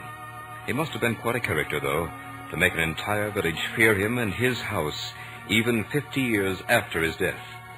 Mrs. Whittam was positive there was something about the old place, though she nor anyone else quite knew what it was. The consensus of opinion, however, was that they would not take all the money in Grinwater's bank to spend an hour here alone. But Mrs. Whittam startled me with a very rational statement. The place is full of rats, and rats is bogies, just the same as bogies is rats. That explanation suited me very well, for as I said once before, my head was full of plans to study. Examinations were coming up soon, and I had paid 3 months' rent on this old house, so that I would be assured of peace and quiet while I prepared for them. The only mysteries I'm interested in, Mrs. Whittam, are those of harmonical progression and elliptical functions. They're mystery enough for me. Not that you won't find company here, Mr. Lane. I've already cleaned all of 50 years of dust from everything. Oh, but that waistcoat in this room must be hundreds of years old. And you'll find creaky doors aplenty, and loose flats all over, ready to flap in the wind. And bureau drawers that stick and then fall down in the middle of the night. And don't forget the rats. No, Mr. Lane. Don't forget the rats. The workmen were all gone, and but for the busy little figure of the housekeeper, I was alone. It was for this that I'd taken the tiresome ride to Benchurch, a remote little town that had all the attractions of a desert. It was drawing close to evening as Mrs. Whittam was unpacking the last hamper, and I could see that she was beginning to cast worried glances about as the shadows began to creep into the corners of this huge dining room I'd chosen for my living quarters. Oh, you may go now, Mrs. Whittam. It's getting dark in here, and I'm sure you're anxious to get home. You've done well with this old room. I shall reward you with complete possession of this house for the last 2 months of my tenancy. 3 or 4 weeks will be all I'll need, and I'd hate to see that rent money go to waste. Thank you kindly, sir, but I wouldn't stay I here know, for all the money in Drinkwater's bank. I'm really grateful, for I do want to be alone. And if you were not so opposed to it, I might be tempted to accept your company. Ah, you young gentlemen. You fear nothing, and I'm certain you'll get all the solitude you need here. Good night, sir. You'll find your supper beneath the cloth. Good night, Mrs. Witham. Oh, yes, this was comfort. After I'd finished my supper, I cleared the great oak table and got my books out. Then when I'd put fresh wood in the fire and trimmed the lamp, I sat down to a spell of hard work. I hardly looked up from my books until nearly 11 o'clock, at which time I threw some more wood in the fire and indulged in one of my most deeply ingrained habits, that of tea drinking. I thoroughly enjoyed tea and drank it this night with a sense of real enjoyment. Soon the new wood I had thrown on the fire began to crackle, and the new flame threw quaint shadows about the great old room. And as I sat there sipping my tea, I reveled in a complete sense of isolation. Then, for the first time, I noticed the noise of the rats. Strange, I hadn't heard them before. Maybe they're just getting used to me. But they're bold enough now. How busy they were. And what strange noises they made. Up and down the old wainscot they went, and over the ceiling and over the floor, racing and gnawing and scratching. There were so many of them that I'd have sworn that if they set their strength to it, they could have carried the house away. I had a smile when I recalled the words of Mrs. Witham. Rats is bogies, and bogies is rats. The stimulation of the tea gave me a sense of security, and I grabbed the lamp to take a good look around the room. Strange why such a beautiful old place should have been so neglected for all this time. The carving in the oak panels of the wainscot was fine indeed, and that around the doors and windows was of rare merit. I saw some old pictures on the wall next to the fireplace, but they were coated so thick with dust that I couldn't distinguish any of their details, even though I did hold the lamp high above my head. Now and then I would get a quick start as the light fell upon the old walls and disclosed the glittering eyes of a rat as he would stick his face out of a hole or a crack. In an instant, it would disappear with a squeak and a scamper. Another object that struck me as odd was the rope of a great alarm bell that hung in the corner of the room on the right-hand side of the fireplace. After my inspection tour, I sat in a high-backed chair that was near the fireplace and sipped from another cup of tea. For a while, I thought the noise of the rats would drive me to distraction, but that eased off and I became accustomed to it, the same as a person gets used to the roar of water when he camps beside a stream. Soon I was so engrossed in a mathematical problem that I forgot everything else in the world. But since the solution to the problem came stubbornly, I looked up and was surprised to see that the fire had fallen to a dull red glow. There was a sudden quiet, the strange hush that comes in the hour before dawn. I became aware for the first time that the noise of the rats had ceased. When it had happened, I couldn't remember. But something instinctive told me that it had been in the last few moments, and that it had been sudden. I looked up, and what I saw was a most amazing thing. For there on the high-backed chair sat an enormous rat staring at me through deadly, malignant eyes. I tried to frighten it away, but it didn't stir. I made a motion as if to throw something at it. But it only bared its teeth angrily, and its cruel eyes shone all the more bright. I'd grabbed the poker from the hearth and was going to kill the creature. But before I could reach it, that enormous rat jumped to the floor, and with a squeak that sounded like a consummate hit of the whole world, scampered up the rope of the alarm bell and disappeared in the darkness. Then, as if by a signal, the noise of the other rats started all over again. By this time, I gave up working my problem and bartered it for some much-needed sleep. It was Mrs. Witham who woke me as she came in to make up the room.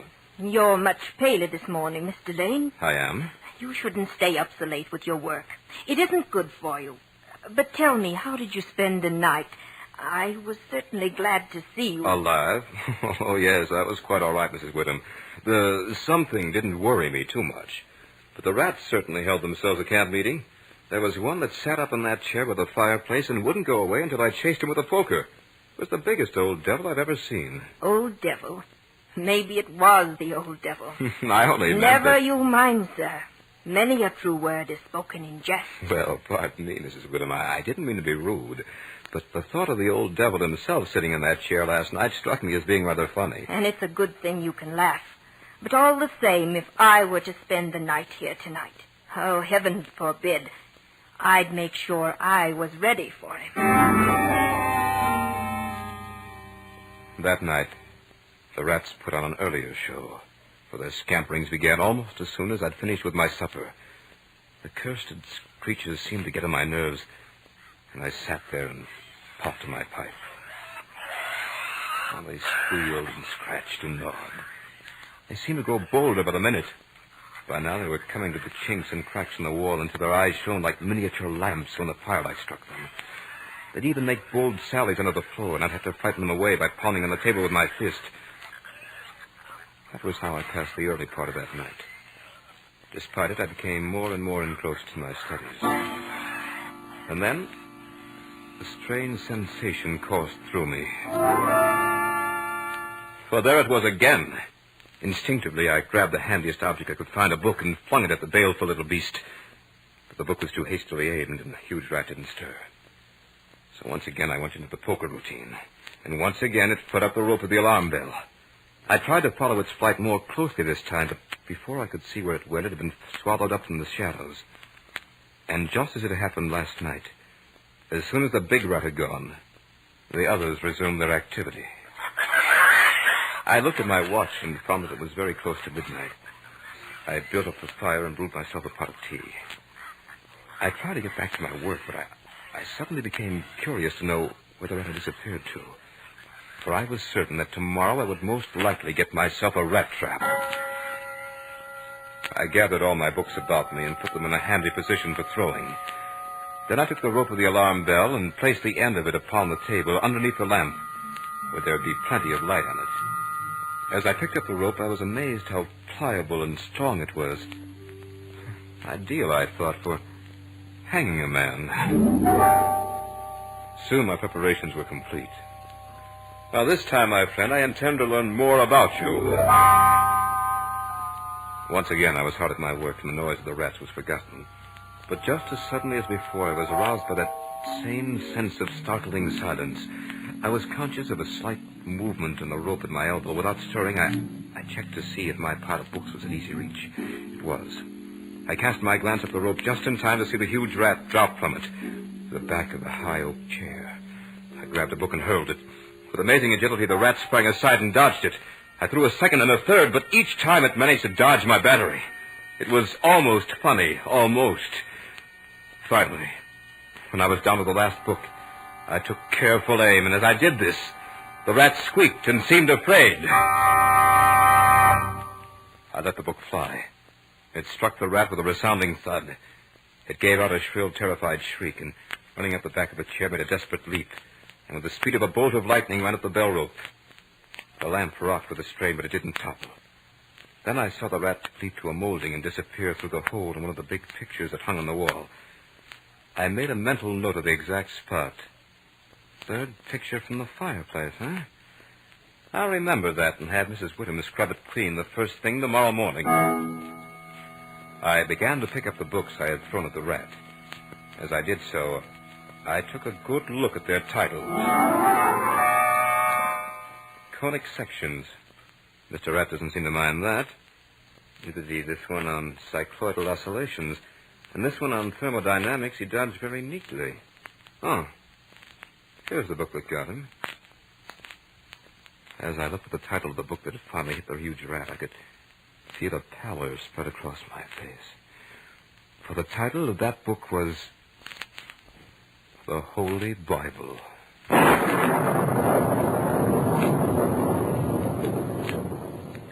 You are listening to The Judge's House by Bram Stoker in tonight's journey down the corridors of the Hall of Fantasy, brought to you by your friends at the Granite Furniture Company with stores in Sugar House, Murray, and Provo.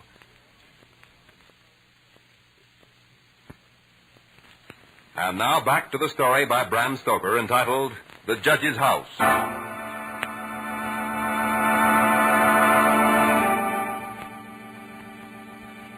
Mr. Lane, this is Dr. Thornhill. Dr. Thornhill, are you ill, Mrs. Whittam? Your pardon, Mr. Lane, but Mrs. Whittam wanted me to come up here and have a talk with you. A talk? Well, in that case, let me prepare some tea for you. Oh, please don't. That's one of the things I came to talk to you about. Mrs. Whittam thinks you drink more strong tea than is good for you. She tells me also that you put in quite long hours at your studies. Mrs. Whittam, I engaged you as a housekeeper, not as a guardian. Oh, please, Mr. Lane, I didn't As a mean matter to- of fact, Lane, she didn't mean to have me talk to you at all. That was my idea. I see. Well, now that you're here, what do you want me to do? Leave this house. Well, even if I could see the reason for it, I doubt if I would. But as for the tea and late hours, I might be able to give them up. Would it make you feel any better, Mrs. Whittam, if I promised not to study after 1 o'clock tonight? Yes, if you promise. Then I promise. I advise you, not as a total stranger to your problem, Mr. Lane. I was a student once myself, you know. Of course. Shall we shake on it, Doctor? Fine. Now, if you will, I wish you'd tell me what you've noticed in this house. Well, it's just as I've told Mrs. Whittam. I'd be working late, and I'd suddenly... And when I looked to see which book it was that had struck the rat, the devil, as Mrs. Whittam calls it, I was amazed to find that it was the Holy Bible. There now. Please, Mrs. Whittam, you're not hurt. And now, Mr. Lane, you say the rat always went up the rope of that alarm bell? Always. I suppose you know what that rope is? No, why? It's the very rope the hangman used to execute the victims of the judge's hatred. Oh, no. Now, Mrs. Whittam, there's no reason to get upset about this, really. Doctor, you shouldn't put such horrible thoughts in poor Mr. Lane's mind. He has enough to unseat him already. I did it for a definite purpose. Mr. Lane, I want you to fix your attention on that rope. Now, I know you're sound of mind and body, but hard work and long hours and this suggestion of the devil, especially in this lonely old house, can do things to the mind. Now, I don't mean this as any offense, but if you should find yourself having, well, hallucinations or some unexplainable fright, I want you to pull that rope. It'll give us some kind of a warning in the village. We might be able to be of some help. Well, thank you, Doctor. I'll do that. I may get stuck with a problem. Fine. Goodbye, Mr. Lane, and, well, I wouldn't be surprised if Benchurch hears the alarm bell from the judge's house tonight. I didn't quite share the doctor's views, but just the same, I caught myself staring at the bell rope. The more I stared, the more restless I became, and every now and then my mind would conjure up the vision of some wretched victim dangling from the end of it. But that line of thinking would have me out of my mind in a hurry. Mrs. Whittam had made the place neat and homey. I wandered over to one of the big windows and flung it open. I was surprised to find that a sharp wind had come up, a very cold wind for April. It was more than a sharp wind, really, for it was carrying a storm. Little drops of rain began to pelt me in the face until soon it became a thing of fury. I bolted the shutters and built up the fire with some fresh wood. I was uncomfortable and was only vaguely conscious of the reason. Suddenly I knew. The rats were quiet tonight. It gave me a slight case of the jitters, and I instinctively took a hasty glance at the bell rope. The rope was quite still. I wanted a hot cup of tea, but remembering my promise to Mrs. Whittam, I desisted. Instead, I sat at the great oak table and opened my books. Soon I had started a problem, and the noise of the rats began. For the first time since I had taken up residence in the judge's house, I was glad to hear those rats. I had worked for an hour or so and suddenly became conscious of the furious storm outside. I was thankful that I didn't have to be out of it. The faint movement of the bell rope compelled me to walk over to it and take it in my hand. I saw nothing. It had only been the wind, and the rope was rising and falling gently with each new gust of air, which caused the bell to sway back and forth a little. That rope had a deadly fascination to it. I wondered what the judge wanted such a grisly memento in his house. The thought of it sent a chill through me. Or was it a thought? Didn't I sense a tremor along that rope? I couldn't be sure, but at that moment I remembered the picture. I walked over to the table, picked up the lamp, and approached the spot where I'd seen the picture the night before. I counted out the pictures until I came to the third one from the fireplace. Even before I raised the lamp, I could see that Mrs. Whittam had washed it clean as I had told her to do. Then what I saw gave me such a start that I nearly dropped the lamp. My knees almost gave way beneath me, and I was conscious of huge beads of perspiration that were forming on my forehead. Just looking at it made me tremble like an aspen leaf. The picture seemed fairly to leap out at me. For there, dressed in his scarlet and ermine robes, was the judge, with his merciless, evil face, his sensual mouth, and a nose that was shaped like the beak of a bird of prey. His face had a cadaverous culling. It was a ghastly picture. But it was the eyes that really made me go cold. For those eyes were... And heaven help me if I'm going mad. Those eyes were the exact duplicate of the evil eyes of the great rat. The picture had been painted in this very room. I began to compare the two, and as my eyes swept the room, they were suddenly riveted to the judge's chair. For there, with a rope hanging behind it, sat the huge rat with the judge's eyes, and the hatefulness was now intensified with a fiendish leer. Never did the wind howl so. This had to stop. I wanted some tea, but I didn't take any. Doctor had been quite right. Nerve must have been very drawn pretty taut. Strange, too, because I never was in better health. Well, no tea. We'll substitute some brandy. Let's see now.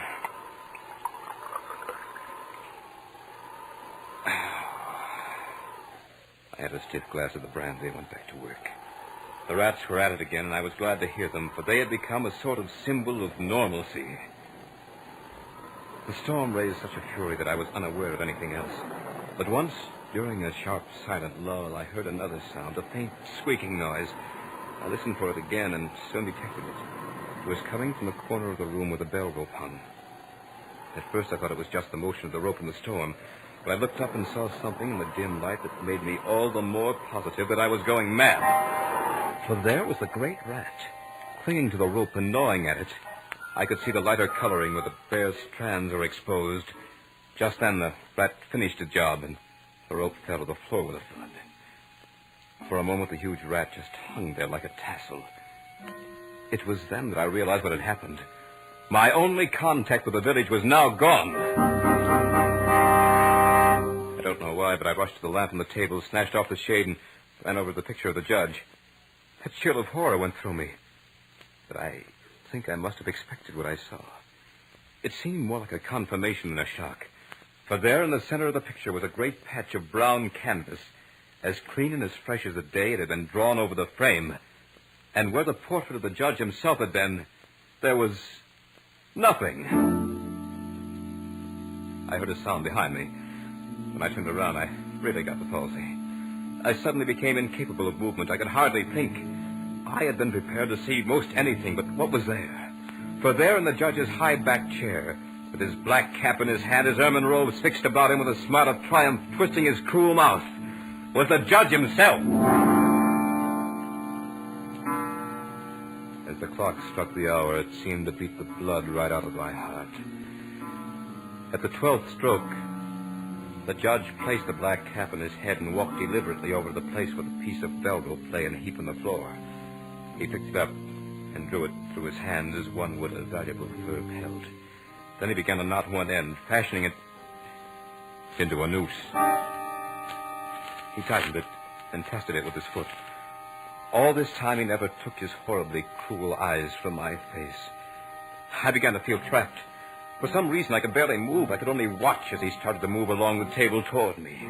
And then with a quick movement he threw the noose at me, as if to ensnare me in it. It missed.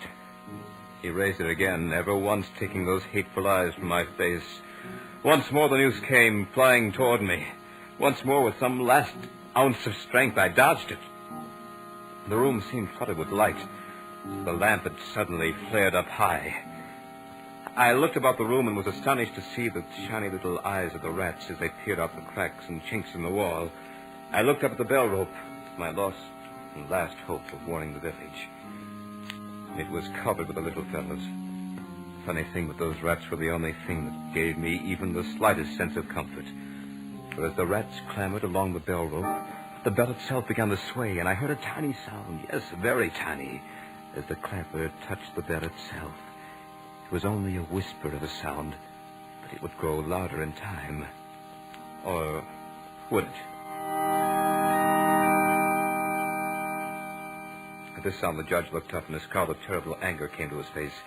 His eyes were like red-hot coals, and he stamped his foot so that the house seemed to shake.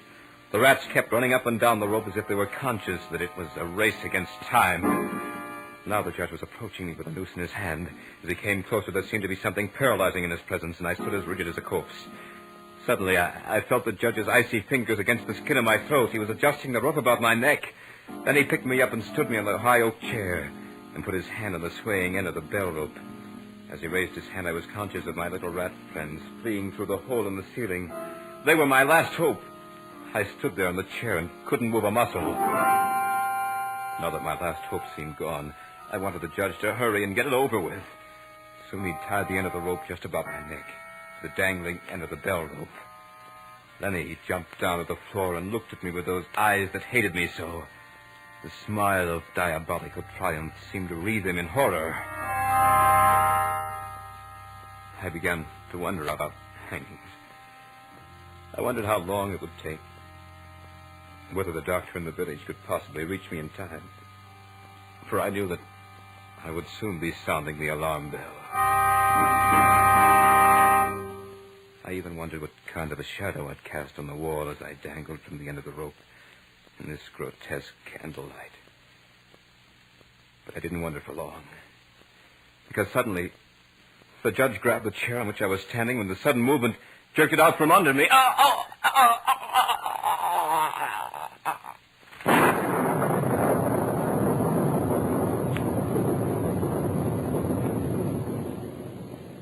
So runs the tale of The Judge's House.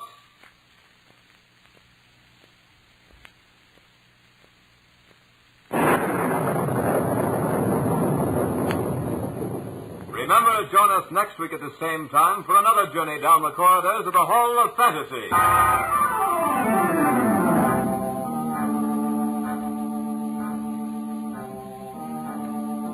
Tonight's program was adapted from the story by Bram Stoker entitled The Judge's House. Heard in tonight's program were Dick Thorne as Malcolm Lane, Beth Calder as Mrs. Woodham, and Mal Wyman as the Doctor. Musical background was provided by Earl Donaldson. The technical supervisor was Nephi Sorensen. This program was written by Bob Olson and produced and directed by Richard Thorne.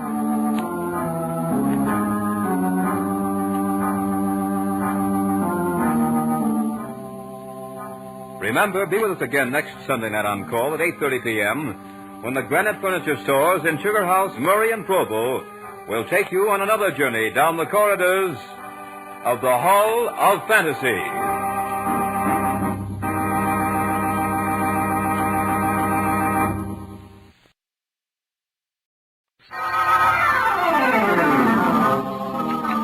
The Hall of Fantasy. Welcome to the Hall of Fantasy. Welcome to the series of radio dramas dedicated to the supernatural, the unusual, and the unknown. Come with me, my friends.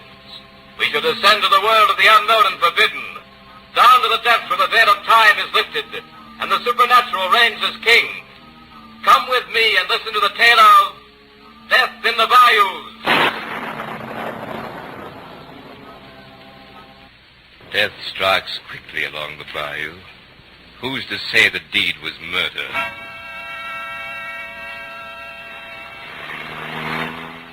According to this map, we should be nearing that plantation. Oh, I'll be glad to get there and a chance to freshen up a bit. It's a long drive from New York. Ah, very true, Mrs. Crane. A long ride and a dull one. That is, as far as the scenery is concerned. I think it's been lovely. No, if you say so, said the henpecked groom. But the Adirondacks have this beat a million ways. Look at this swampland. Well, whatever made you want to spend a honeymoon down here anyway? Oh, Tom would have been hurt if we'd refused his invitation. He'd have been hurt. Well, whose honeymoon is this anyway? Oh, now, Reggie, it's really charming. And you'll like Tommy. You've been down here quite a lot? I spent 2 summers with the Bonds, and they're really wonderful friends. And Tom is... Thomas Bonds, the fifth? Yes, he's a dear. He wanted me to marry him once. Oh, fine. We spend our honeymoon with one of your old suitors. We'll probably sit around the family hearth and glower at each other. Oh, no, that's over now. He's nothing more than a friend, a very dear, very rich, and I'm afraid a very lonely one. Now, I must be a fool to be able to forget you, Mad. I know I never could. Don't you dare ever try. No danger, beautiful. But methinks I see a sign of life in this forsaken waste. Where? Oh, you see those lights ahead? Reggie, this is it. This is Pine Oaks.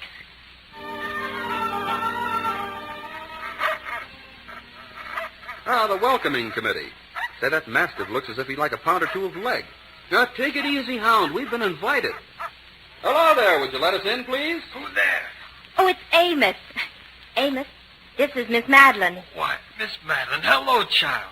Of course, Master Tom's expecting you all. He's pacing the floor right now, he is. Amos, this is my husband, Master Reginald Crane. Yes, Master Reginald. Welcome to Tyne Oaks. You'll just drive up to the house. Master Tom is powerful anxious to see you all. Well, Mad, this is wonderful, really wonderful. I thought you'd never get here. And this is, I presume, the lucky gentleman? Yes, Tommy. This is Reggie. Of course, Reggie. Well, take your things off and join me in the drawing room for a little drink. Lena, take Mrs. Crane's things. Yes, Master Tom. Thank you, Lena. I'd very much like to clean up. Let me see now. That's one, and another. There's your drinks. Amos, take our guest things to their rooms. His rooms? Why, this is a honeymoon, old man. I believe it's legal to... Of course, it seems strange to think of Mad as being married. Forgive me, please. Oh, sure thing. I'm a little dazed about it myself. Fabulous luck, you know. Did you ever see anybody so lovely in your life? No, Reggie, please. No. Never have I seen a more lovely creature. Never.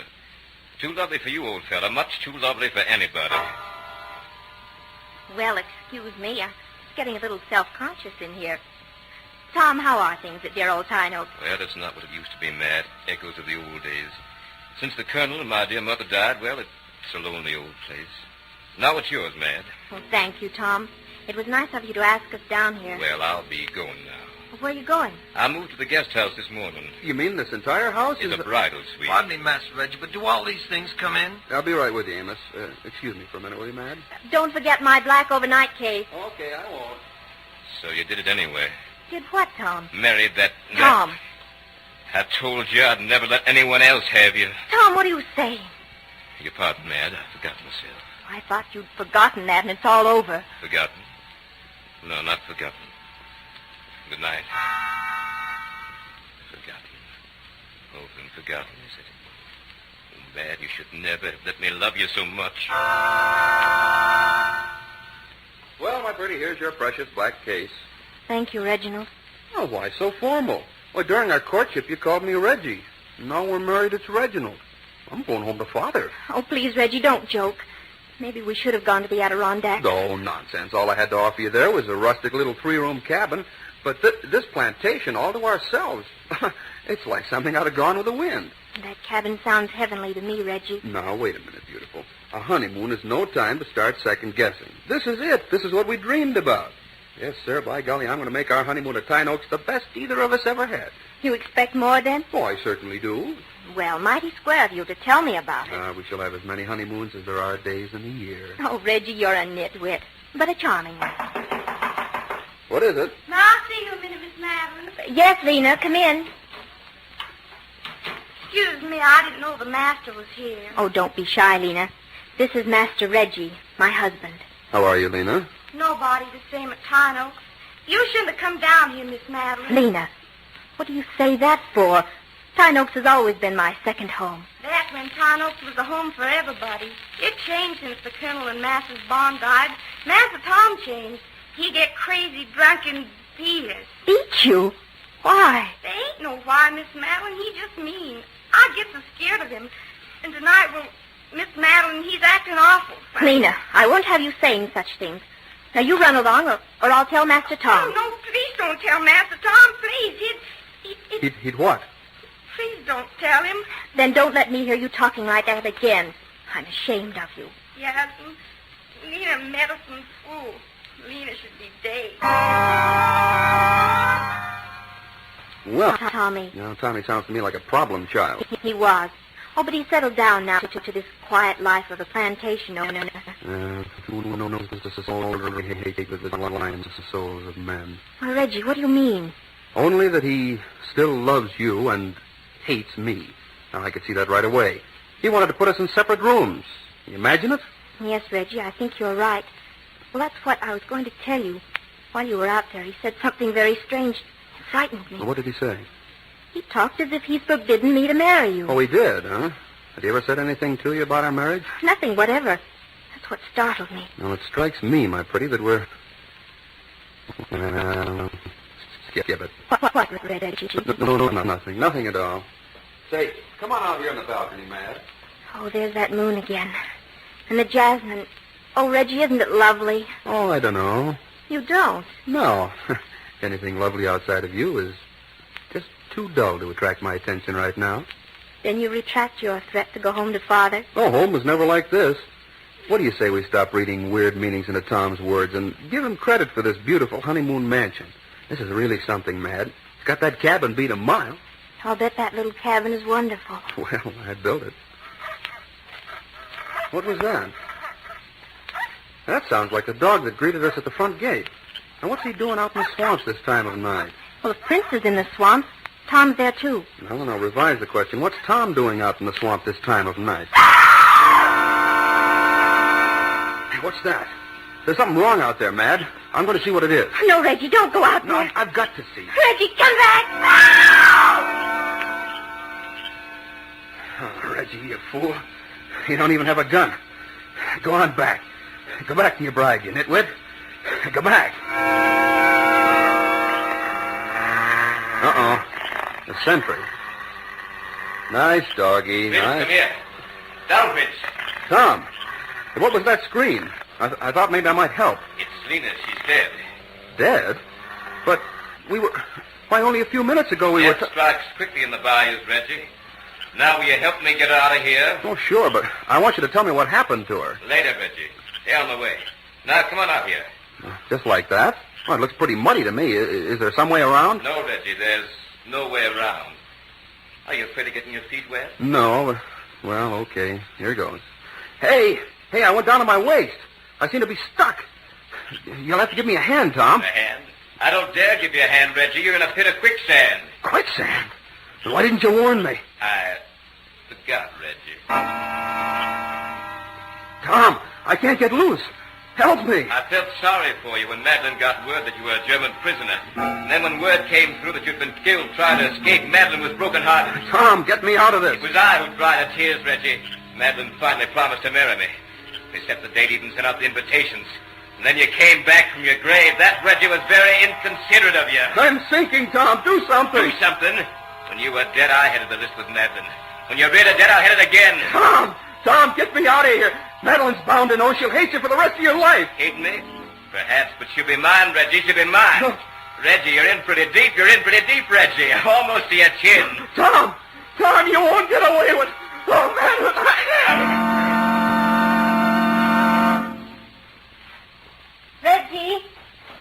Reggie! Here, Madeline. Reggie? No, Madeline, it's Tom. Oh, Tom, where's Reggie? Reggie? I thought he was with you. That's where I'd be if you were my bride. He came out here to... Oh, help me find him, Tom. I'm afraid to have him out in the swamps alone. Sure, Mad. I'll help you hunt for him. But don't come out here. Why not? I'll come to you.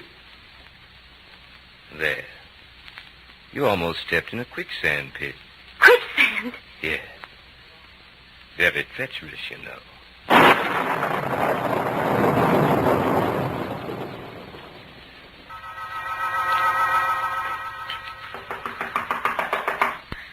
Who is it?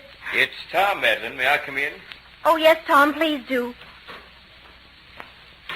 Madeline, is there anything I can do? Oh, Tom, help me find Reggie. Where could he have gone? The bayous have many hiding places. If he's lost, we'll do our best to find him. What happened out there tonight? Happened? What do you mean? There was a scream. That's why Reggie went out. He thought someone was in trouble. Now both Reggie and Lena are missing. What happened? These are treacherous swamps, Madeline. Maybe Lena was caught in a quicksand pit. It wouldn't be the first time it happened, even at Tyne Oaks. It's no place for anyone who isn't acquainted with every foot of it. Then you think Reggie I was... don't know, Madeline. Quicksand leaves no traces. Where were you when Lena cried out? I must have been in my shower. The first thing I heard was Prince's barking. What did you see when you reached the quick pit? Just Prince raising up an awful clamor about something. Is there anything we could do? Well, make sure About the pit? We've never been able to find out how deep that pit really is. I'm afraid it would be a heartbreaking task and fruitless, Madeline. Oh, and what can we do? You have some hounds, don't you? Bloodhounds? They went out with slavery. I have some hunting hounds, but, well, we could try it, I guess. Oh, then let's do it, Tom. First thing in the morning. Get a good night's sleep. Bright and early we'll start. No, I want to start right now. Oh, I couldn't sleep knowing I was doing nothing. You really loved him, didn't you? Love. Oh, I do love him, Tom. I don't want to live without him. You know, all I ever asked of life was to be loved that much. Get your rest, Mad. I'll take the dogs and see what I can dig up. Tom! I'm sorry, Mad. I didn't think. We both need a drink. Here, I'll pour one. Drink this, Mad. You'll feel better and sleep better. Oh, thank you, Tommy. You're sweet. It's beginning to get light in the east. I'll soon be able to see where I'm going. Let me go with you. No, Mad. There's nothing you could do, and I don't want something to happen to you, too. You stay here. Oh, I guess you're right. I'm getting a bit drowsy already. I know. I'll put a little sleeping powder in your drink. It'll calm your nerves. Right you are. Oh, my arms feel like window weights. I'm so sleepy. So very sleepy. That's right, Mad. Sleep. Sleep, Mad. Sleep. The Adirondacks, Reggie. Oh, it would have been a lovely honeymoon. Madeline, what have I done to you? If you've only loved me. I couldn't expect you to know what a difference it always made to this old place to have you here. And how desolate it became the moment you left. Even now, as you sleep, Tyne Oaks has an enchantment, a charm it never had at any other time. Is it my fault if I love you too much? What are the rules, Madeline? Is it all right for me to go mad with longing in these stinking swamps while you and some other man live life like a musical comedy? I couldn't do it, Mad. Not because you loved me too little, but because I loved you far too much. Oh, forgive me, Madeline. Loneliness is too bitter. As long as Reggie lived, I could never hope to be anything better than half dead. Poor old Lena. That was never meant to be. But she tried to warn you and drive you away forever. That I could never allow to happen. Yes, Madeline, I've killed for you. But I'll do it again and again until I know you're mine. Fog is forming over the bayous. Another day will soon be here. What will it bring for you and me, Madeline? How can I still the heartbreak that weeps inside you, the longing for the lost one? Reggie's gone, it's true. Reggie will never come back. I destroyed him. But how can I destroy the memory of him? How, unless I destroy the mind in which that memory is embedded? Open your eyes, Ned. Oh, where am I? In your room. You thought you were asleep. You weren't. I put nothing in your drink. I only suggested that. But I have been asleep. Asleep, I suggested to you only that. You act on my suggestion now, don't you? Yes. You believe in me, don't you? Yes. Then listen carefully to what I have to say. This is what is known as post-hypnotic suggestion. You will obey me. You know that, don't you? Yes, I know that. Then listen and don't forget. But that light, it hurts my eyes. You see a light. I am that light, Madeline. I am the light.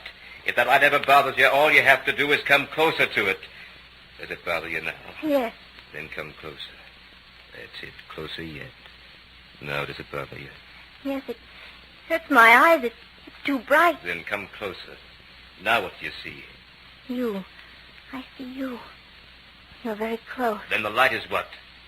The light is you. And if the light bothers you, what do you do? Come to the light. Come to you. That's it. You come closer to me. Now remember this. That light is all the pain you know. There is no other, no other. Now what is that light? Pain. It's all the pain. And what do you do if you feel pain? I come closer to you. Right. You won't forget that. No, I won't forget. All right, Madeline. Now listen carefully. Reggie is pain. Every time you think of Reggie, you'll come to me. Do you hear that? Come to me. I am Reggie. I am pain. I am the light. You'll remember that. Yes. Good. Now, Madeline, wake up. Oh, hello, Tom. How long have I been asleep? Not long. How do you feel? Oh, I feel a little strange, Tom. Well, how do you mean, strange? I feel as if I'd forgotten something, but I don't know what it could be. But I'll be downstairs, Mad. Join me as soon as possible. Tom, wait. What is it? I couldn't see you for a moment. What do you mean? Just then, when I looked at you, Yes? I saw nothing but a blinding glare of light. I must be going mad. I can't seem to think. I have this feeling that now more than any time in my life, I must think. I must think. What is it I've forgotten? Oh, think, Madeline, think. I've never felt like this before in my life, but then how have I felt in my life? I can't remember that. What happened to me? I want to do something. There's something I must know. What is it? What is it? Who is it? It's Amos, Miss Madeline. Amos. Could I talk to you a minute? Amos. Who's Amos? Maybe he can help me. Come in.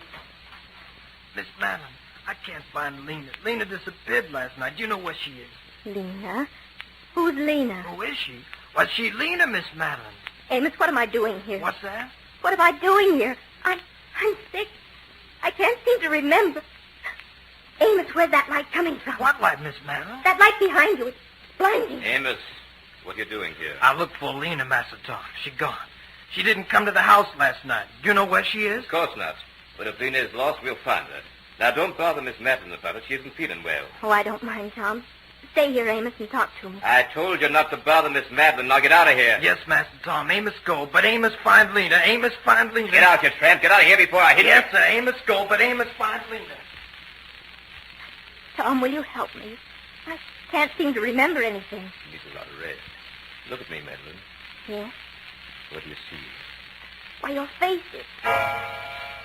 It's what? It's the face I've been trying to remember. Who are you? Coming closer. Yes? Now what do you see? Why, you're Tom. Good. Now sleep, Madeline, sleep. But that face I saw a moment ago... Oh, would you let me see it again? I said sleep. Yes, I'm asleep. But I must remember, too. I must remember. Good. She's asleep. I must act quickly. Tonight we'll keep her away from here. We'll go on a long trip. She'll never have need to remember. I'll give her a completely new life. Tonight we'll drive out of here. We'll go to Cuba. That's it. We'll go to Cuba and keep her on going. Reggie. Reggie, where are you? She's talking in her sleep. She remembers everything I told her to forget. But she doesn't know it. Reggie, I can't hear you very well. What is it? What are you trying to tell me? She's talking to someone. She's sitting up. Her eyes are wide open. Louder, Reggie. Where are you? I can't hear you. I didn't hear you, Reggie. The pit! Madeline, wake up, Madeline. Take that light out of my eyes. Look, Madeline, look. Tom. Oh, Tom, I was dreaming. You were? That's strange. You haven't been asleep. I haven't. No, Madeline, you've been right here talking to me all the time. But, Tom... Oh, what's the matter with me? I'd sooner be dead than this way. Why can't I remember anything? You have no memory, Madeline. It's been taken away from you. Who took it away? Why? Oh, just when I need to remember. I took it away, Madeline. You? Why? Because you're about to learn something that will have killed us both. What was it? You'll know soon enough. Until then, don't try to remember.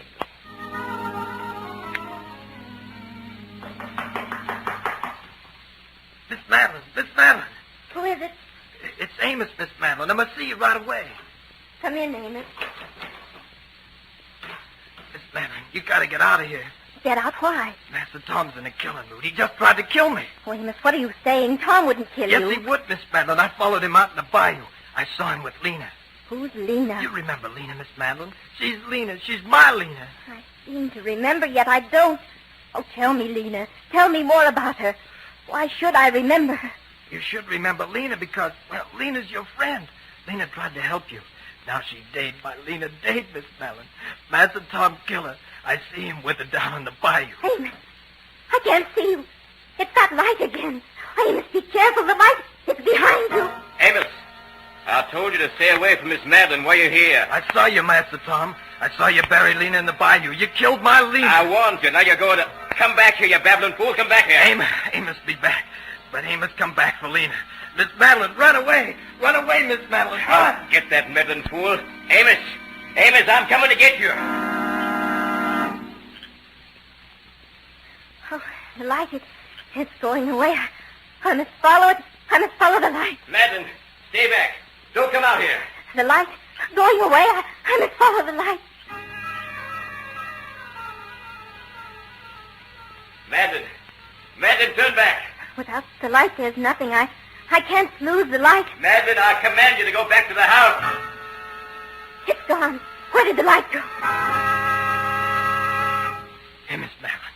Duck behind this tree. It's Amos. Master Tom don't see us here. Amos, take you back to the house. Master Tom awful crazy. You gotta get out of here. Where are you, Madeline? Answer me. Down low, Miss Madeline. He's coming. Madeline.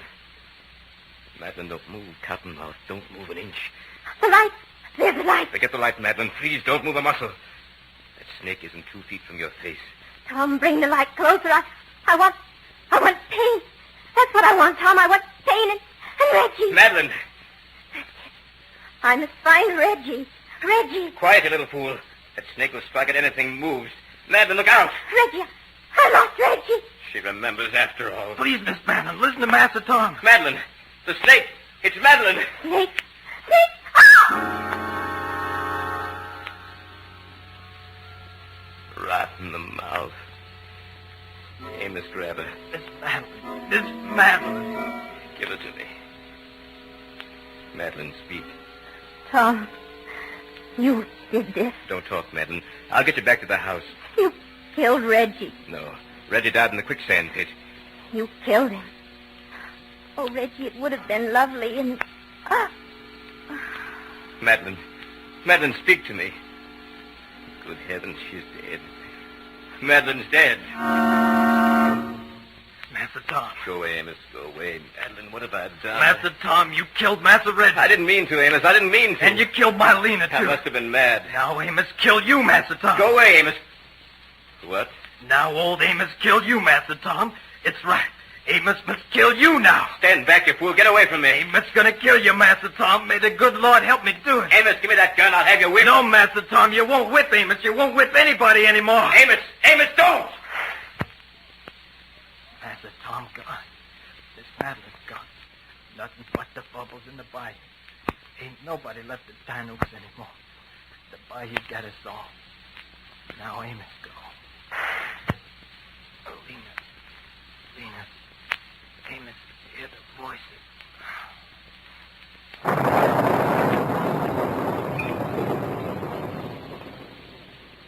So runs the tale of Death in the Bayou.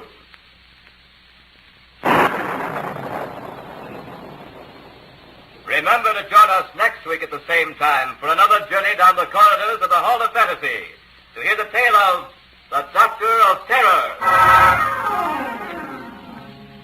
Tonight's story was written by Robert Olson. Heard in tonight's program were Michael Bruce as Reginald Crane, Beth Calder as Madeline, Dick Thorne as Tom, Carol Moser as Lena, and Ken Jensen as Amos. Musical background was provided by Earl Donaldson. The technical supervisor was Nephi Sorensen. Your announcer is Mal Wyman. These programs are produced and directed by Richard Thorne.